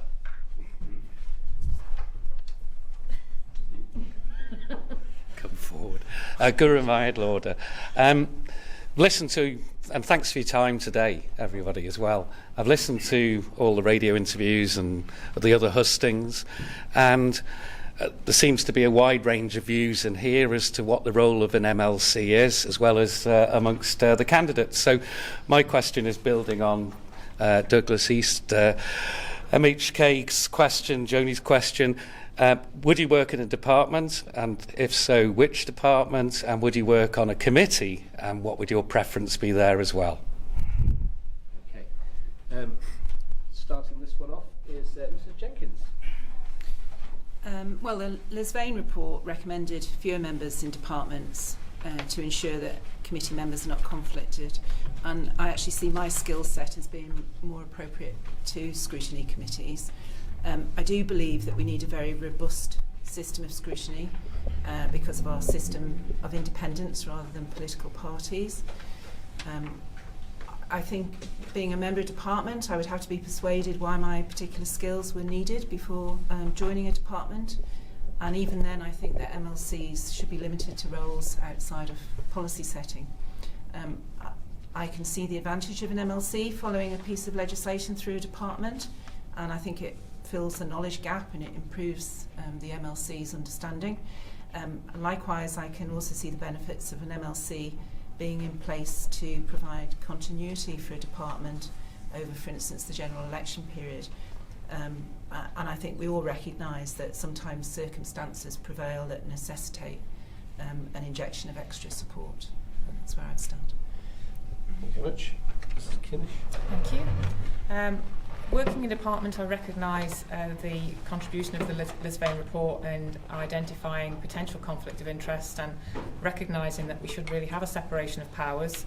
It is difficult on a small island with the number of members that we have, and inevitably there may be times when conflict of interest may manifest, and it's important to recognise when that does happen.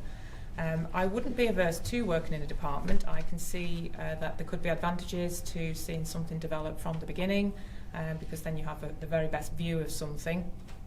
But again, it's about being mindful about that conflict of interest.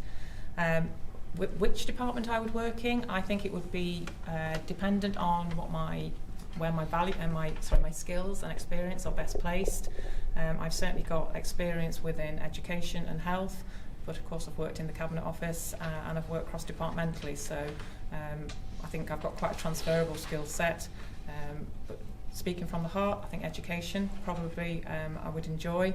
Working in a committee, my background as a lawyer, constitutional legal affairs, probably would be a neat fit for my current skills.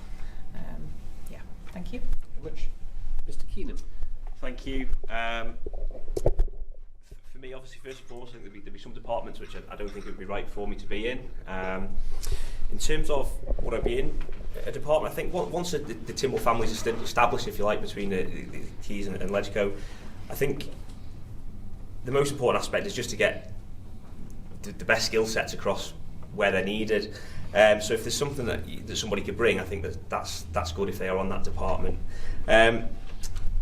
Obviously, we're MLCs, we're still parliamentarians, so I think there's obviously scope for in the past for MLCs to be used more creatively, rather than being a departmental position, but more creatively in terms of the champions roles, equalities champions, the children's champions, military, armed forces champion, etc.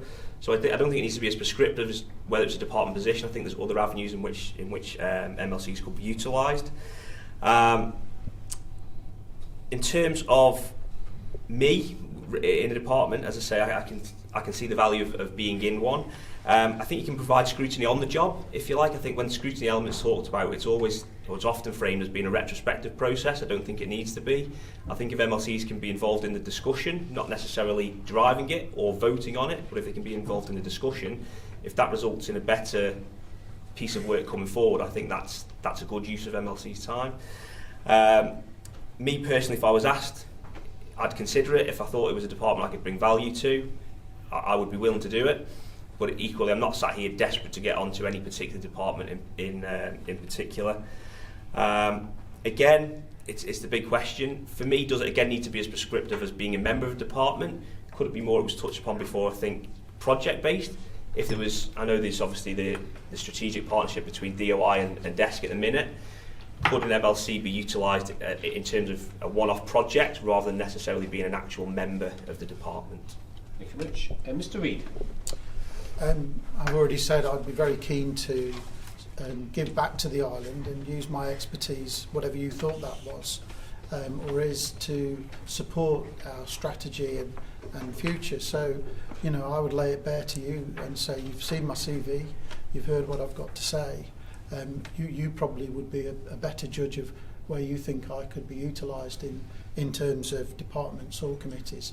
At the moment, I'm working in the health service, Manx Care, on the transformation project, which has been really interesting, and there's a lot of work to do there. Obviously, I've worked in finance for a long time, as you know.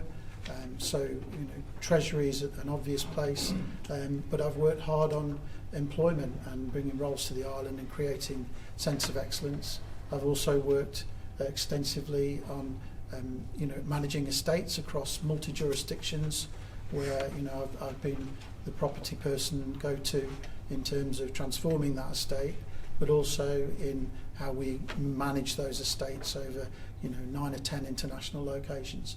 So I would be very keen to make my contribution and give back to the island. So yes. Thank you very much. Ms. Birtles. I would be happy to work in departments. I've got a varied background. I've worked in health, finance, worked for the Home Affairs, and also for housing. So any department where it was felt that my skills and experience would be beneficial, I would be happy to work within that department.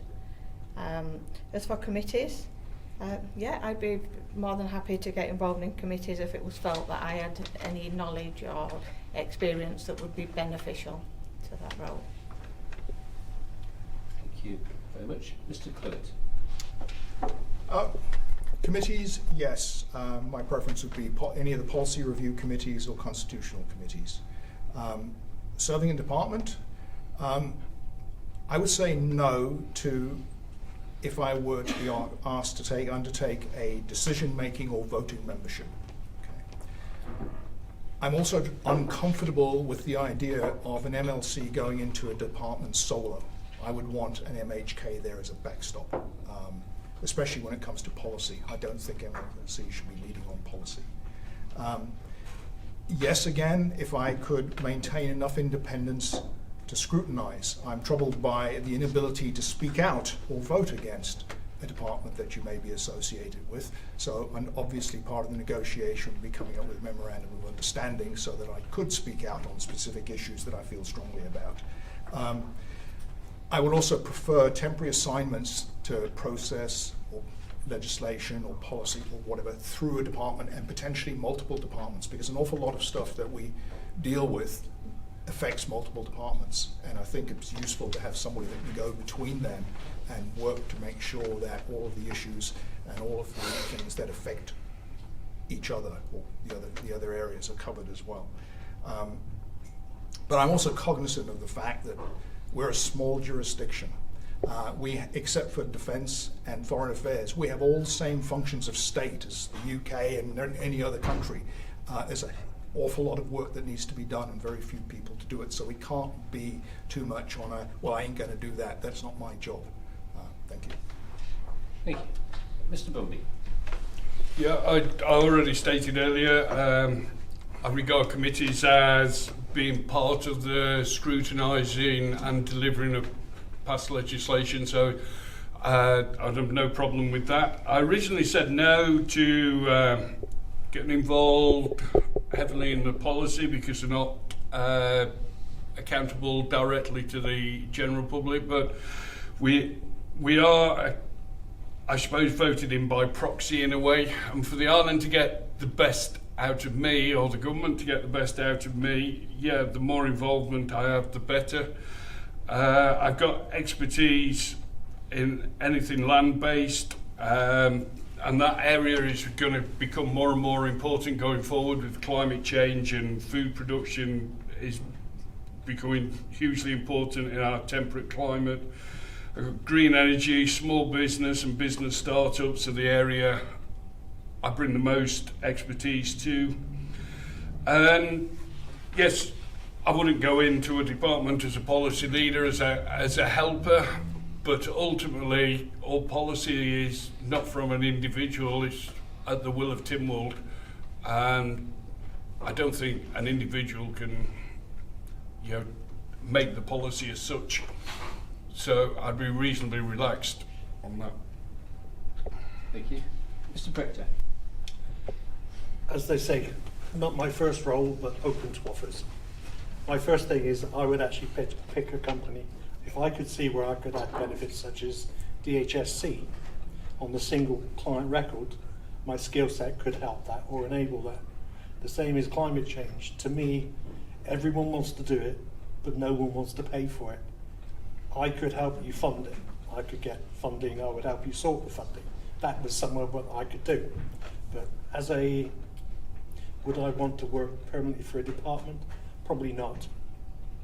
But if my skill set was required, happy to go and help and assist. Thank you very much.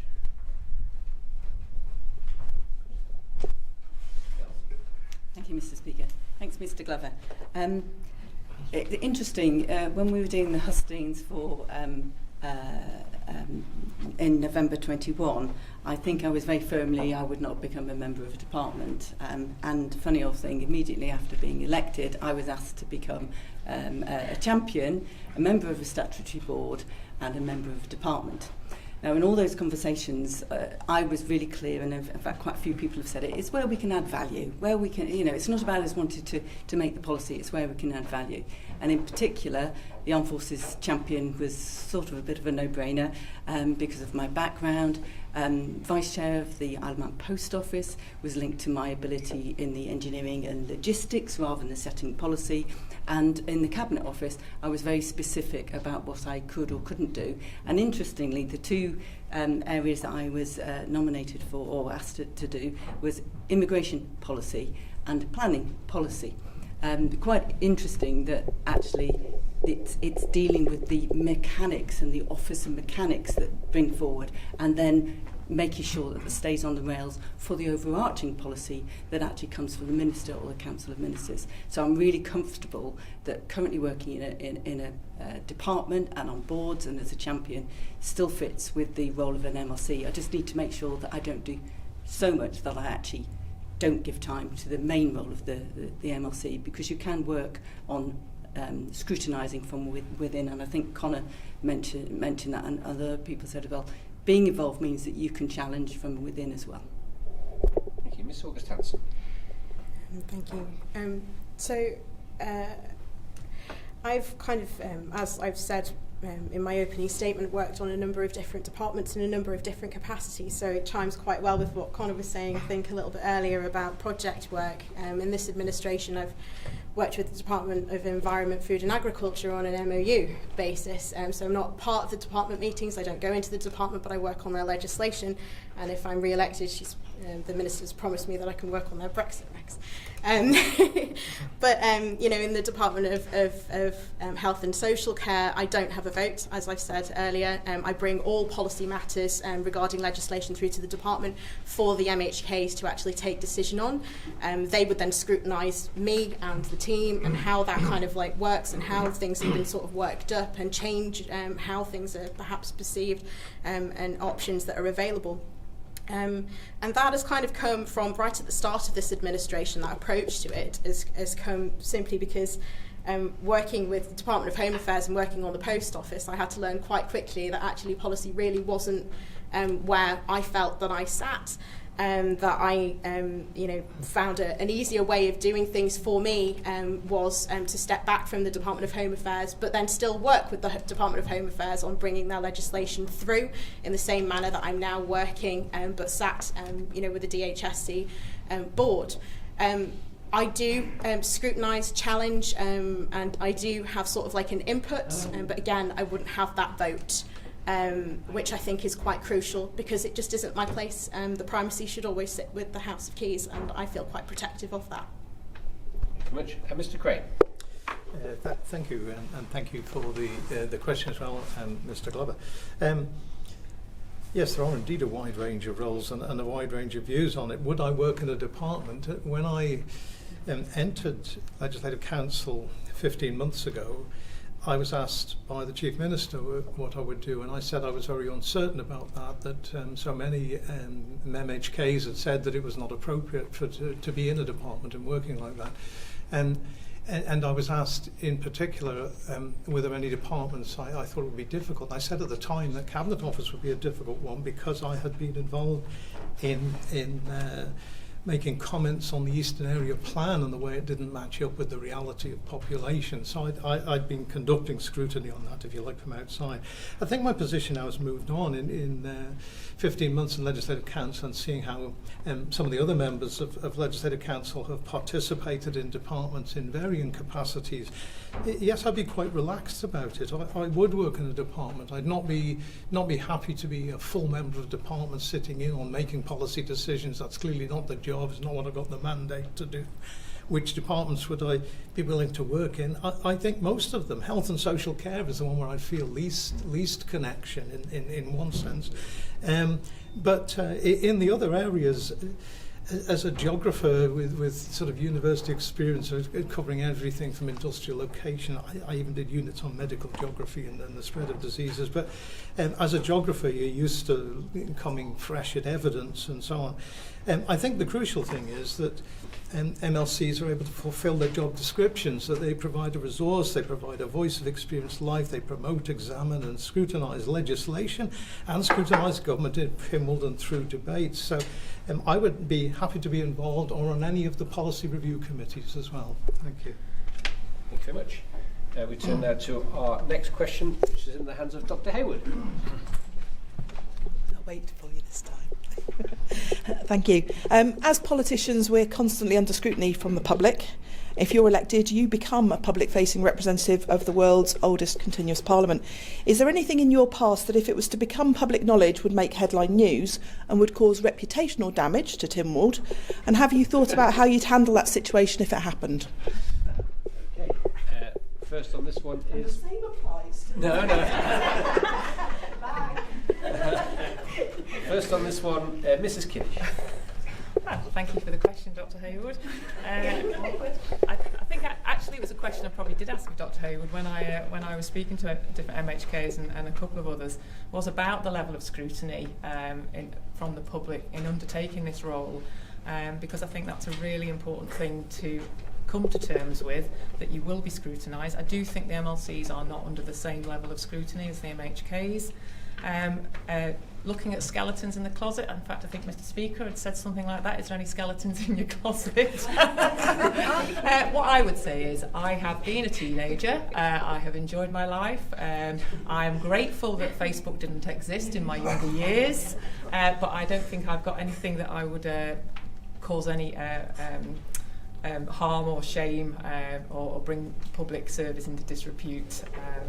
So no, I think I'm fairly safe, I'd like to think. Definite pass from me. And Mr. Keenan. Thank you. Again, I might be famous last words. I don't think I've got any skeletons in the closet. In terms of that kind of aspect of being a flak magnet almost, if you like, I'm kind of ready for it as a teacher. In the sort of social media generation in the last 12 months, I'm actually looking forward to coming in to get a bit of a break from it. But no, seriously, I am prepared for it. As I say, I'm a teacher. My partner's a primary school teacher as well, so we quite often get recognised, you know, when we're going out to places and stuff like that. We almost can't go out wide without somebody wanting to sort of chew your ear off about a various school issue or a teacher wage issue, as it might have been for the last while or so. That kind of public interface or something, as I say, it's something that I have on a daily basis at the moment, just walking down the street. In other roles, as I say, particularly with the National Education Union, I've done radio work and things like that with them in the past. So they're all aspects of the role that I currently do at the moment that I'm perfectly comfortable with. So. Okay, thank you very much. Mr. Reid. Yeah, I mean, working in finance and in banking probably is an area that I've already seen a few comments on the intranet about bankers and, you know, whether that's a good profession or a bad profession. It's one I'm very proud of and one I've done with great diligence and always been at the centre of attention, whether that be in the community or whether it be in relation to what's going on in the wider world. I also served 5 years in the RAF when I was very young. I was actually the youngest person in the Air Force when I joined at the age of 16 to 21, and I'm sure there'll be a few occasions where I'm very pleased there's no such thing as Facebook, particularly around being locked in bars very late on in my early career. I don't think there is anything I should be ashamed of now, though. I certainly can't think of anything apart from my favouritism to Derby County, the football team, that has been quite a trial over the last few years. And I'm sure once people find that out, there'll be a lot of ridicule coming my way. Yeah. Ms. Birtles. I haven't got anything to hide or anything that I'm ashamed of, anything that could bring us into disrepute. I have been police checked and was relieved when that came back clear. I'm already under public scrutiny as part of my housing role. My name's on all of the correspondence that leaves the housing office. So I do get quite a lot of bad press because if you don't tell people what they want to hear or you say no to people, then you come under personal attack. I don't take that personally because we're covered by policies. I follow those policies, so I'm confident that and happy with the decisions that I make and never take any of the attacks personally. Thank you very much. Mr. Clueit. I was a political activist in the early 70s in South Africa. I was a member of the African National Congress when it was a banned organisation, and it almost got me deported from the United States because it was considered a terrorist organ, was listed as a terrorist organisation. I've been detained without trial on numerous occasions. I've never been found guilty of anything. And I've had to suffer the front page of a national headline with my photograph and enemy of the state underneath it, and subsequently 3 attempts on my life. Other than that, it's been relatively quiet. Until about a week ago, when there's been a concerted social media attack by somebody on the island here to derail this particular candidacy over a £250 donation that I made in the last election to Ms. Farragut.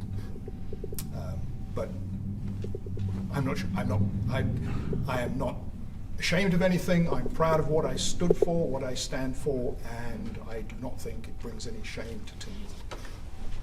Thank you very much. Mr. Brumby. Yeah, public scrutiny, I've been under that for a long time through when I was president of the Manx Farmers Union. I'm reasonably thick-skinned, but I try to be true to myself, and engage in debate with people who have got criticism. Not always possible because some don't want to debate, but anybody that does, I'll be open. So in the role, yeah, I would have an open email and telephone for anybody to contact and put their views and opinions forward. As far as legally, I think the worst thing I've ever had is a speeding ticket, which pales next to my friend here, but I don't think anybody's got anything on me that can be proven anyway.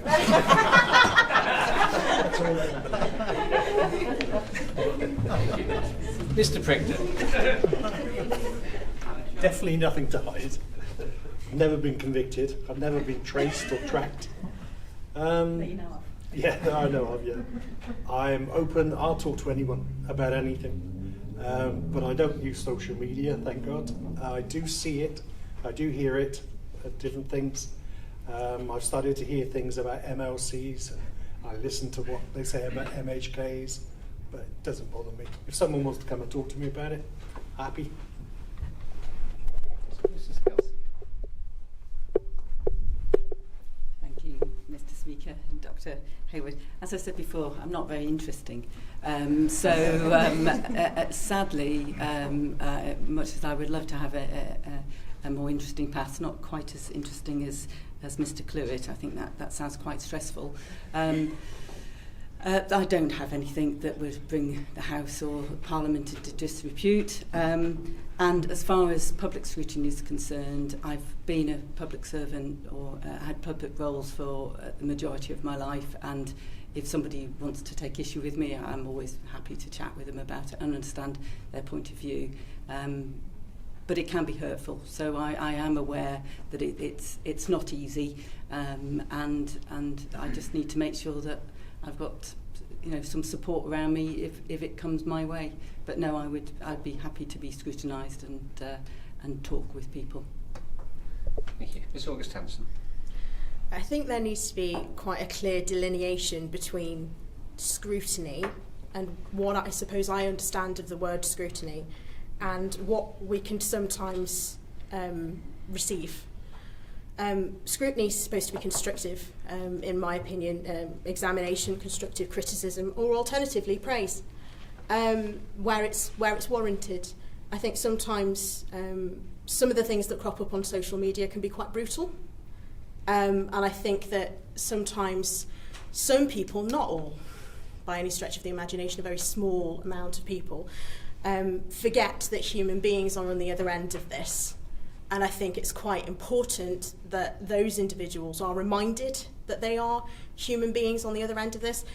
I have had some degree of criticism as well over the course of the last 5 years in a number of different capacities, with the sex offences legislation when I was taking that through, domestic abuse legislation when I was working on that with MHKs, and downstairs there was a man looking for me because he wasn't particularly pleased with what was in it at one point, and that can be quite threatening, that can be quite frightening. I think everybody needs to be careful with their language and understanding that sometimes perhaps the scrutiny is warranted, and sometimes it really isn't. And you just need to come and talk to the person that it's actually directed at. Thank you, Mr. Craine. Thank you, Mr. Speaker. Thank you, Dr. Hayward, for your question. I've been racking my brains. I love Dawn's answer that she's been a teenager. Well, I've been a teenager in the Isle of Man, and I'm sure if there are things about teenage past. I've been in the public eye in the Isle of Man and teaching as a scout leader, as a civil servant in the Methodist Church and so on. I've lived in a spotlight in a sense, and there's nothing there. So, I was a teenager, but there's nothing in my life that would create a reputational risk for me or Tynwald if it came to the fore. So I'm quite comfortable on that. Thank you. Mr. Jenkins. Likewise, I don't have anything that would bring the House into disrepute, and I've already had a public-facing role in the local authority. Okay, turn then to our next question, which is in the hands of Mr. Hooper. Hi. I missed the first part of this. Some of this question may already have been answered, but the last hour and a bit I've heard you all say very clearly you don't think you should be policy makers, but then talk extensively about the kind of policies you think we should be doing. So here's a slight twist on it. You've all seen the legislative programme that's inside the Island Plan. You all know what bills are coming up. Can you talk about if there's one thing that should go into one of those bills in terms of legislation, not policy, what would it be? Turn first on this one. Thank you.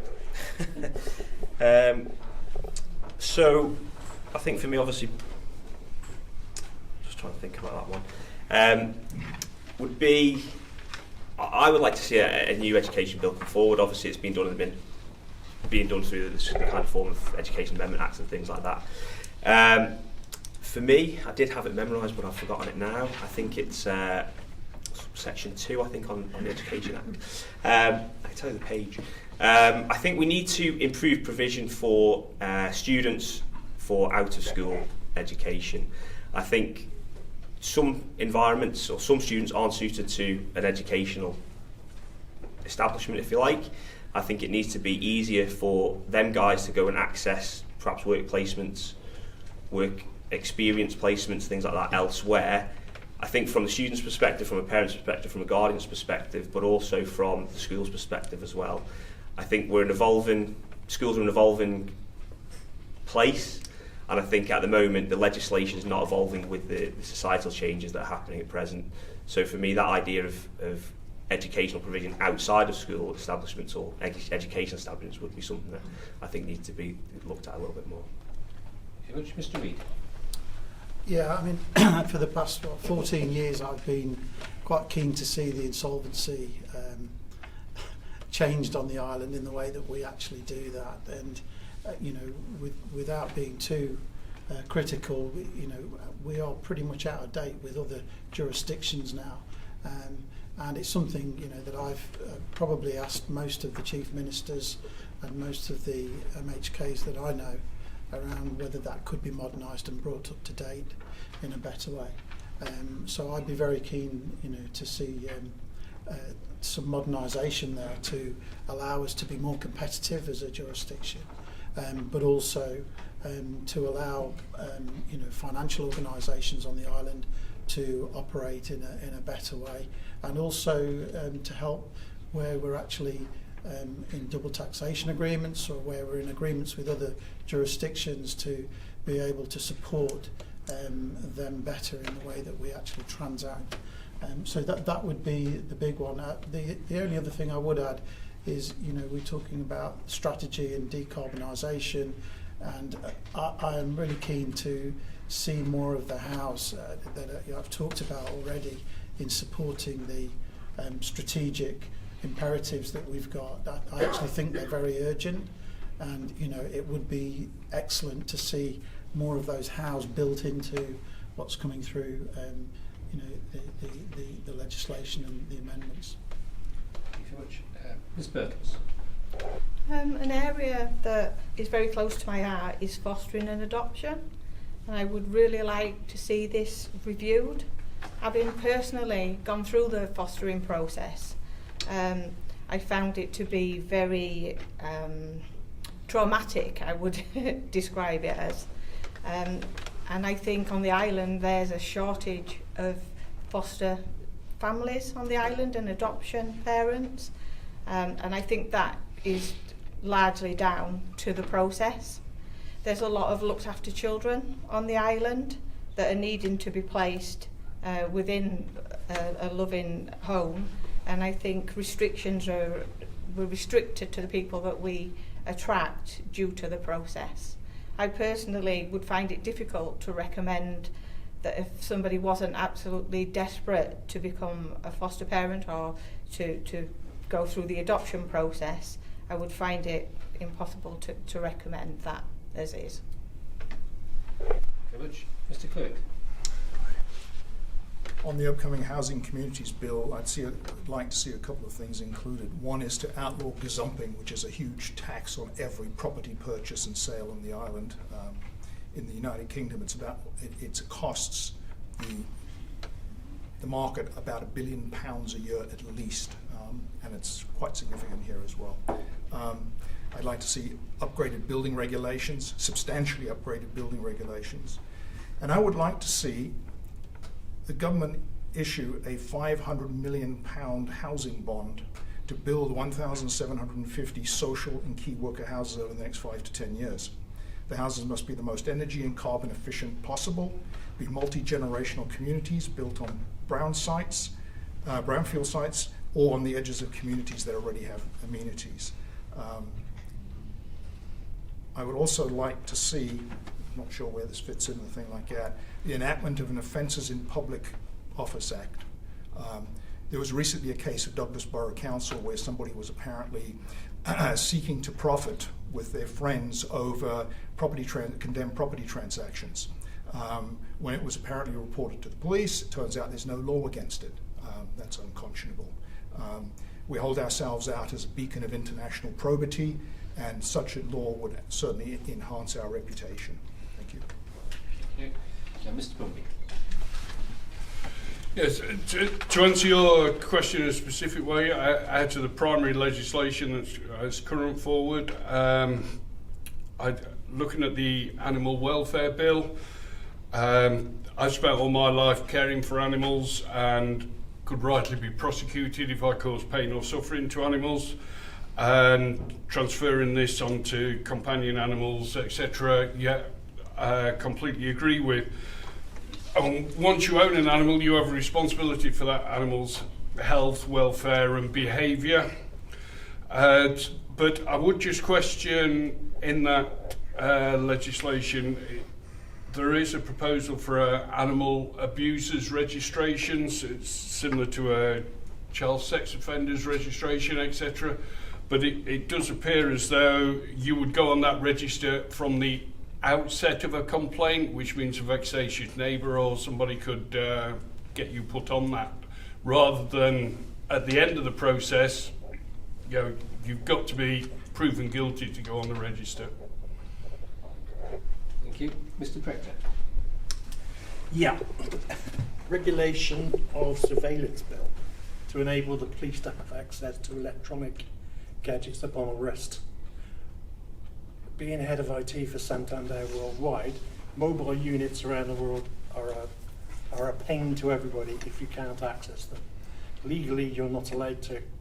This bill would allow the Isle of Man police to access where they can prove during the investigation that it is important to the outcome to gain access to that module. Now, I know people like Facebook and Google will not grant access, but I'm assuming this will override that, and that would really interest me. Thank you very much.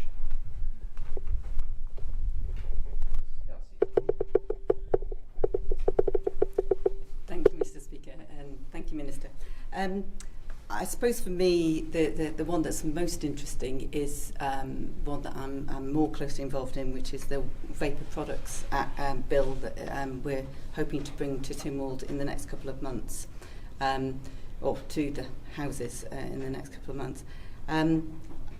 For me, it's the first time I've looked in at legislation right from the start and been involved in I would say the development. Yes, I have, but with two strong MHKs involved as well, and I know that other members of Tynwald have fed in to the draft bill.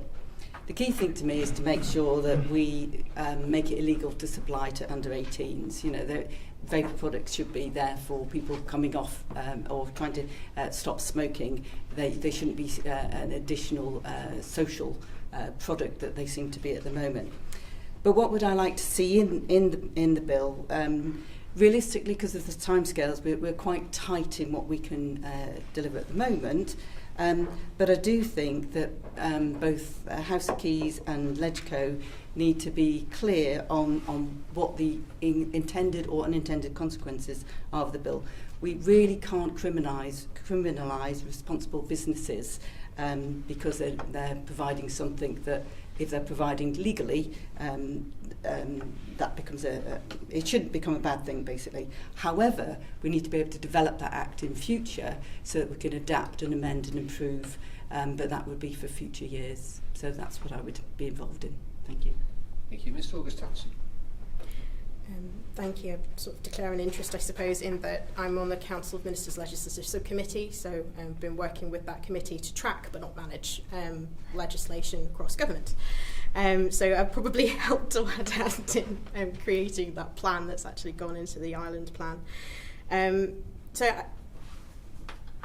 I hope I've not been talking about policy making in answer to the Minister's question. But the pieces of legislation that I would like to see that are on the plan at the moment are obviously pieces of legislation that I myself have been sort of like involved in working on in the Department of Health and Social Care, in his department, regarding the Regulation of Care Act, for example, which basically ensures that DHSC can actually do the regulation job, which is desperately needed at present.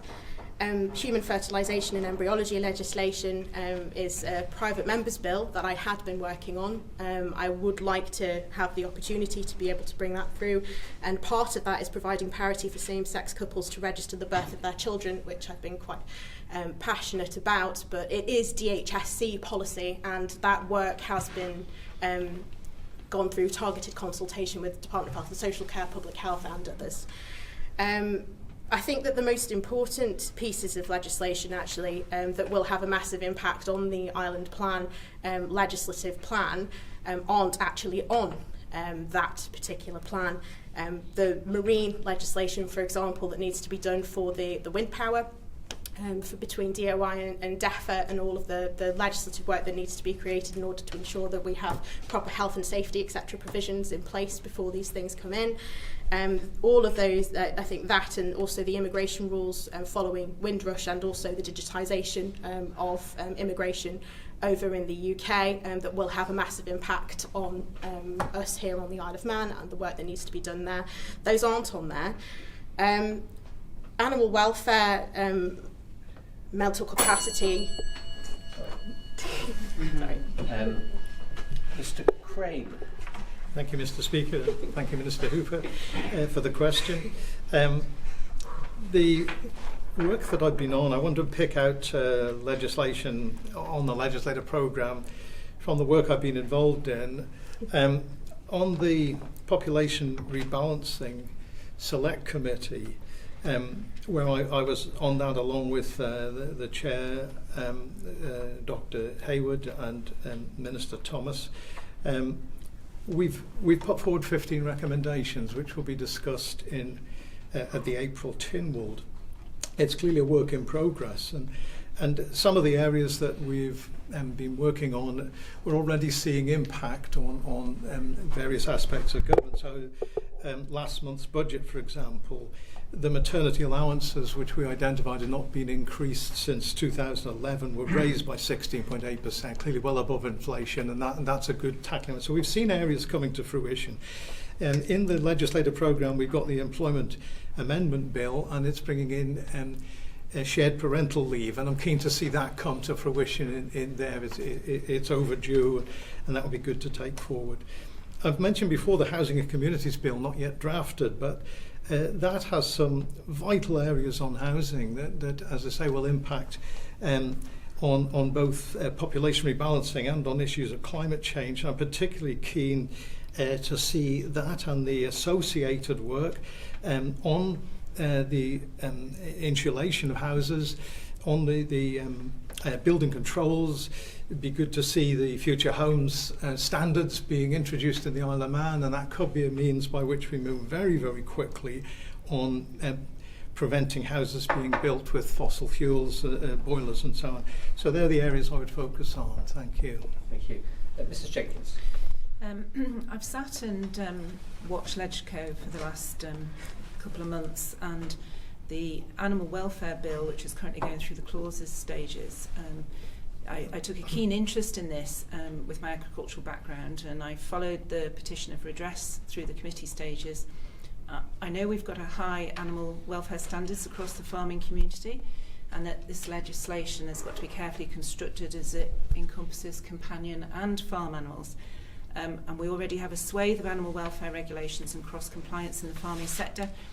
but the legislation has got to be workable in real time to be effective. And I was concerned to hear an MLC ask if it applied to farm animals. I was concerned about the deviation from the UK Act with regard to the separate complaints register. I was very relieved to see Mr. Craine pick that up and come up with a separate complaints register. However, I still have concerns about it because the cumulative effect of vexatious complaints is not being taken into account, and I've already spoken to Dr. Hayward, I've already spoken to the Secretary of the Farmers Union. There's a number of other issues relating to primacy of veterinary powers. I know from actual experience that two vets won't disagree with each other for sort of ethical reasons, and I am concerned about some of those issues, and I would really relish getting stuck into that, and especially as it's going through the clauses stages at the moment. Thank you. Mrs. Kinnish. Thank you, Mr. Hooper. I'm going to dive straight into the Educational Amendment Act. Part one of that is looking at bringing the additional educational needs code onto a statutory footing. If you look within a draft code, you'll see that it'll give guidance within schools on how to make adjustments for people with particular conditions or impairments in the classroom. Within the classroom, we have a mantra of inclusion at all costs, and I don't necessarily think that inclusion at all costs works particularly well. So I would suggest looking at an amendment, which probably won't go with policy, but I'm using my creative thoughts here, that I think we have about 10% of people who are neurodiverse on the Isle of Man. I think we should look at developing a neurodiverse school of excellence as a new provision within the bill. I think that would allow us to develop those individuals' true potential, because at the moment what happens is a lot of those individuals fall out of the school system, they become disengaged, and then that affects their mental health, and all of that attaches a cost. And I think that developing those skill sets will lead particularly into matching skills gaps, particularly around the IT area of our workforce. Thank you very much. Our next question is Mrs. Maltby, and after that I think we'll have time for maybe one or two more, given the time available, given that we have to get closing statements in as well. Mrs. Maltby. Thank you. So many Tynwald sessions can go on for hours. The debates can draw on and on and on and on and on. And at other times, the debate is quite quick and the decision has to be made then and there. There's no maybe, it's yes or no. So I'd like to know from a yes or no answer, would you become a member of the CPA? Do you think MLCs should be considered as delegates for off-island conferences? And would you have supported the budget? Yes or no? So is membership of the Commonwealth Parliamentary Association? Should MLCs be considered for delegates to off-island conferences? Yeah. And would you have supported the budget? Okay, thank you very much. First on this one is Mr. Yes Reid. or no? Well, I'm not going to hold candidates to a yes or no, but you might, Mrs. Maltby. First is Mr. Reid. Yes, yes, and yes. Do you want me to expand on that? You've got 2 minutes. Again, it comes back to how can we contribute to the success of the island from where we are, and I believe that we have a very diverse range of talents and diverse backgrounds as well. And I think there are some areas where we could contribute significantly. There's quite a big international exposure here from a lot of the people that you're talking to today. And, I think that we could add some real value in terms of that. I also think that, it's not just about scrutiny, and I go back to what I said before. It's not about making policy. I don't believe that we're here to do that, but I do believe we're here to add value and try and support you in terms of hitting that strategic plan that you've so well put together. So, if I can do that through those three things, absolutely 100%. Ms. Birtles. Yeah, I would be happy, like Peter, to go off island, to register with the CPA, if it was felt that would be beneficial to the role. and my answer for the budget is a simple yes, I would have agreed with the budget. Thank you. Mr. Clueit. CPA, yes. Delegates, yes. Budget, yes, one time. This time only, I would have difficulty supporting future budgets that didn't somehow address the deficit. And thank you. Mr. Brumby. On your first two questions, yes. In areas where I have expertise and contribute, my sole motive for being here is to help the island drive forward. So wherever I can contribute, yes. On the budget, exactly the same as here. This year, yes, to get stability after COVID, Brexit, and God knows what else we've had. Gas prices, food prices. Lot different question next year. It's got to start being addressed. You can't draw down 150 million every year. It's not a long-term plan. Mr. Prictor. Yes. In short, could I explain to my partner after 45 years that I've told her I've stopped travelling? Would it encompass a great deal of travel? Or is it? Could be. Yeah, it depends if you were nominated to go forward for an off-island trip. Would you accept? Do you think MLC should be? Oh, guys. Yes. I'd have no problem doing it, but I would just have to convince her because she thinks we're set for Ireland life.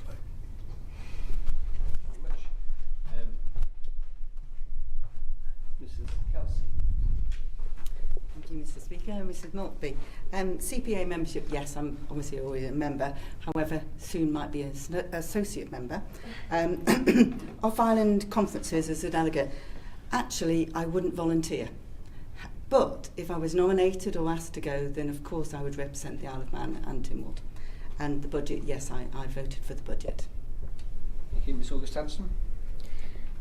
I'll make it brief, but I am a member of the CPA at the moment, so we'll see how long for.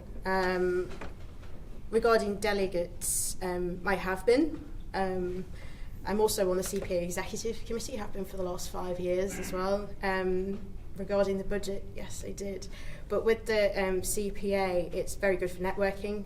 One example of how a Legislative Council member, perhaps it might be good for a Legislative Council member to go on these trips. And when I went to Edinburgh, I think it was 2019, I was also working on domestic abuse legislation with the Department of Home Affairs at the time, and ended up meeting with the drafter that drafted the Scottish Act, which was actually quite well renowned throughout the British Isles as to how it was done. It was very, very well done. And that was an extremely useful trip, if not just for that one meeting as well. Thank you. Mr. Craine. Thank you, Mr. Speaker, and thank you, Member Maltby. Yes would be the answer to the 3 questions, no surprise, I guess. On the first 2, the CPA membership and attending conferences, I think it's really important we live on a bigger map. You know, I mentioned before that I've been involved in island games, and when I visit another island, I'm inevitably asking so many questions, and you learn so much about your own home island from visiting elsewhere that it's crucially important.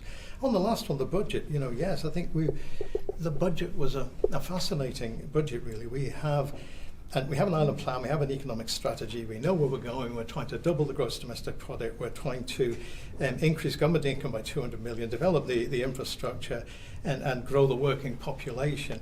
And the budget is actually entirely based on supporting that island plan. So the drawdown on reserves is to enable us to make progress on that. And the reason why the reserves will drop in the 2nd, 3rd and 4th years are because we're banking on increased investment, increased work, increased company business and so on. And therefore the budget, which I think was described by the Treasury Minister as a calculated risk, you know, I'm absolutely with that. You know, the alternative to those drawdowns would have been moving into austerity and cutting, but we haven't done that. The budget increased contributions to healthcare by 20 million, education by 11 million, and so on. As I say, it improved things like maternity allowance. So yes on all 3 of those. Thank you. Thank you, Mrs Jenkins. So, member of the CPA, yes. Offshore conferences depends on the value for money gained from the experience. When I was working in Hong Kong in the early 90s, I was privileged to host Sir Miles when he was Chief Minister and Donald Gelling when he was Treasury, and I can see the value from global conferences and the return for the economic value from that. With regards to the budget, yes, but only because you can't separate off the bits that you don't like. Thank you. Mrs Kinnish. Thank you, Mr Maltby. Yes, yes and yes. CPA, I would be very keen to be a member of the CPA. I see the value in a broader network for a small jurisdiction. It allows us to develop parliamentary and legal skills. I'm particularly interested in a project that Mrs Sharp has undertaken about access into office and improving diversity for political office. So I see the value in that membership of the CPA. Off-island, MLCs as a delegate, yes, if required. I again see the value. I'm a very strong people person and networker and develop good relationships, so I think those relationships pay off over time, and I'd be very proud to be an ambassador for the Isle of Man. And on the budget, yes, it is an ambitious programme. Yes, we have had to dip into those reserves, but the whole island plan was underpinned by independent external research and derived a plan from that, and I take confidence in the organisation that delivered that to government. Thank you. Mr Keenan. Thank you. CPA, yes. So collaborative thinking, sharing ideas, good practice, things like that is obviously something which appeals to me, so I can see real benefit to that. In terms of delegate work off island, yes. I don't see any issues with putting myself forward for that or being nominated or accepted to go. In terms of the budget, in this instance, yes, I would have voted for the budget, but I think there's a wider conversation to be had around budget reform, voting in totality on the budget on the day it's presented to the public, things like that. I don't think that necessarily allows great transparency and scrutiny to be applied to it. I'd like to see that explored and see whether there's perhaps some way of voting on it on separate issues, perhaps over days, which I think they do in Jersey. So that's the long answer, but the short answer is yes, yes and yes. Thank you very much. And Mrs Cane, next question. Just something slightly different. I'd just like to hear from each of the candidates, please. What single achievement do you take most pride in from your professional career? So, single most biggest achievement from your professional career. First on this one, Ms Birtles. I think it's got to be when I was a business manager for Brent Social Services and managed to obtain funding for a 3-year period to train. It was 75 severely adults with severe learning difficulties. So there was 75 trainees and 10 instructors, and along with obtaining social services backing, we also managed to secure European social funding, and that rolled on for 3 years. Unfortunately, after 3 years, the funding was withdrawn from the social services, but yeah, that would be my big achievement. Thank you, Mr Clueit. Probably building an enduring company. My main company is now 32 years old and has been successful, remains profitable, and I think the best thing about it is that I have employees that have worked for me for a quarter of a century. Thank you, Mr Brumby. Yeah, I had trouble answering your question directly because I sort of set targets, and once they achieve, you move on to the next one. And so I'm not looking back; I'm always looking forwards. But yeah, throughout my career, if you like, yeah, I was top student back in the day. I was one of the youngest people, managing in the UK one of the largest dairy herds at the time of some 700 head, and the fact that we've set up and run three successful businesses on the Isle of Man, and with the Manx Farmers Union as second longest serving president, and proud to have been elected into that role as a non-Manx man representing the Manx farmers. Thank you. Mr. Prictor? Yeah, it's going to sound quite sad to start with, but it gets better. The best thing was that when Santander bought Abbey National, they decided to close the office here, which had 350 staff working there, and they were aiming to do it over a 2-year period. I took control of running most of that, the HR side, the business transfer and all that to Jersey, and we set up classes, we set up a whole floor of the office that different banks could come in and talk to all our staff. We were trying to get them to take them on board within that 2-year period. If we had someone that their job had not been transferred to Jersey, we would actually bring someone else in to do that job so we could release them to a new employer. We got to the end of that process and we had 5 people, I think, that didn't have jobs after 2 years.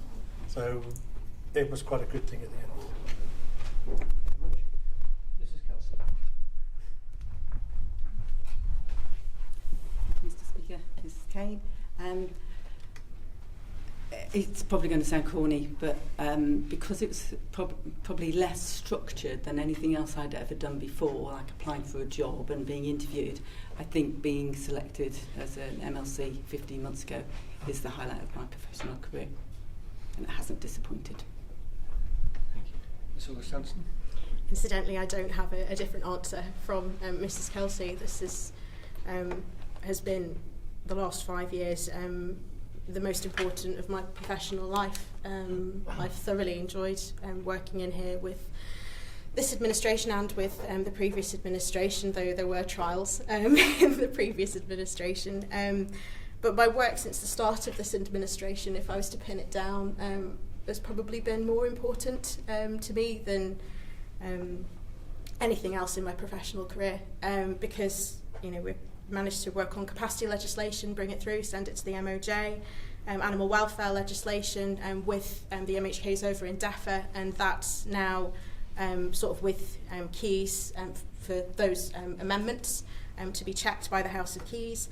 The energy legislation is off with the MOJ. The Manx care amendment legislation has come back from the MOJ, and we're now waiting for implementation of health and social care ombudsman regs that I worked on as well. That has been it's tough going with 9 committees and plus the Combing Legislative Subcommittee and having those 2 departmental roles, but also having a toddler at home. But I've managed it, and no matter what happens here, I'm proud of that. Mr. Craine. Thank you, Mr. Speaker, and thank you, Mrs. Craine. It's a hard one. When you're as old as me, you've got a lot to look back on, I suppose. But I look back on 20 years in teaching and then 16 years as a senior advisor and then other things that I've done since then. It's hard to separate them out because the achievements are often quite difficult. I think some of the achievements of students with, let's just say, limitations, but who actually excelled in a qualification of some sort or excelled in some work, and the sense of achievement in that is absolutely as real as other achievements. I can remember at Castle Rushen, when I'd been there about 3 years, I got more grade A's for the voluntary subject of geography than English and maths had added together, for even though they had all the students involved, we had more A's. We took great pride in that as a department. Since then, as an advisor, we moved to a period where we had a 4 percentage point lead on the average GCSE outcomes in the UK, and that was a really strong period in Manx education. That was a tremendous sense of achievement. And my involvement in setting up the original quality assurance scheme in secondary schools, which brings the schools self-review and evaluation and a validation on that. But in Legislative Council, I regarded it as much an achievement to get 14 amendments to the Animal Welfare Act to remove what I saw was an injustice. So I felt that was a wonderful achievement today, ably sort of supported by other members of LegCo and by Tanya in particular, who was taking the bill through LegCo. So a range of achievements, I think. Thank you. Thank you. Mrs. Jenkins?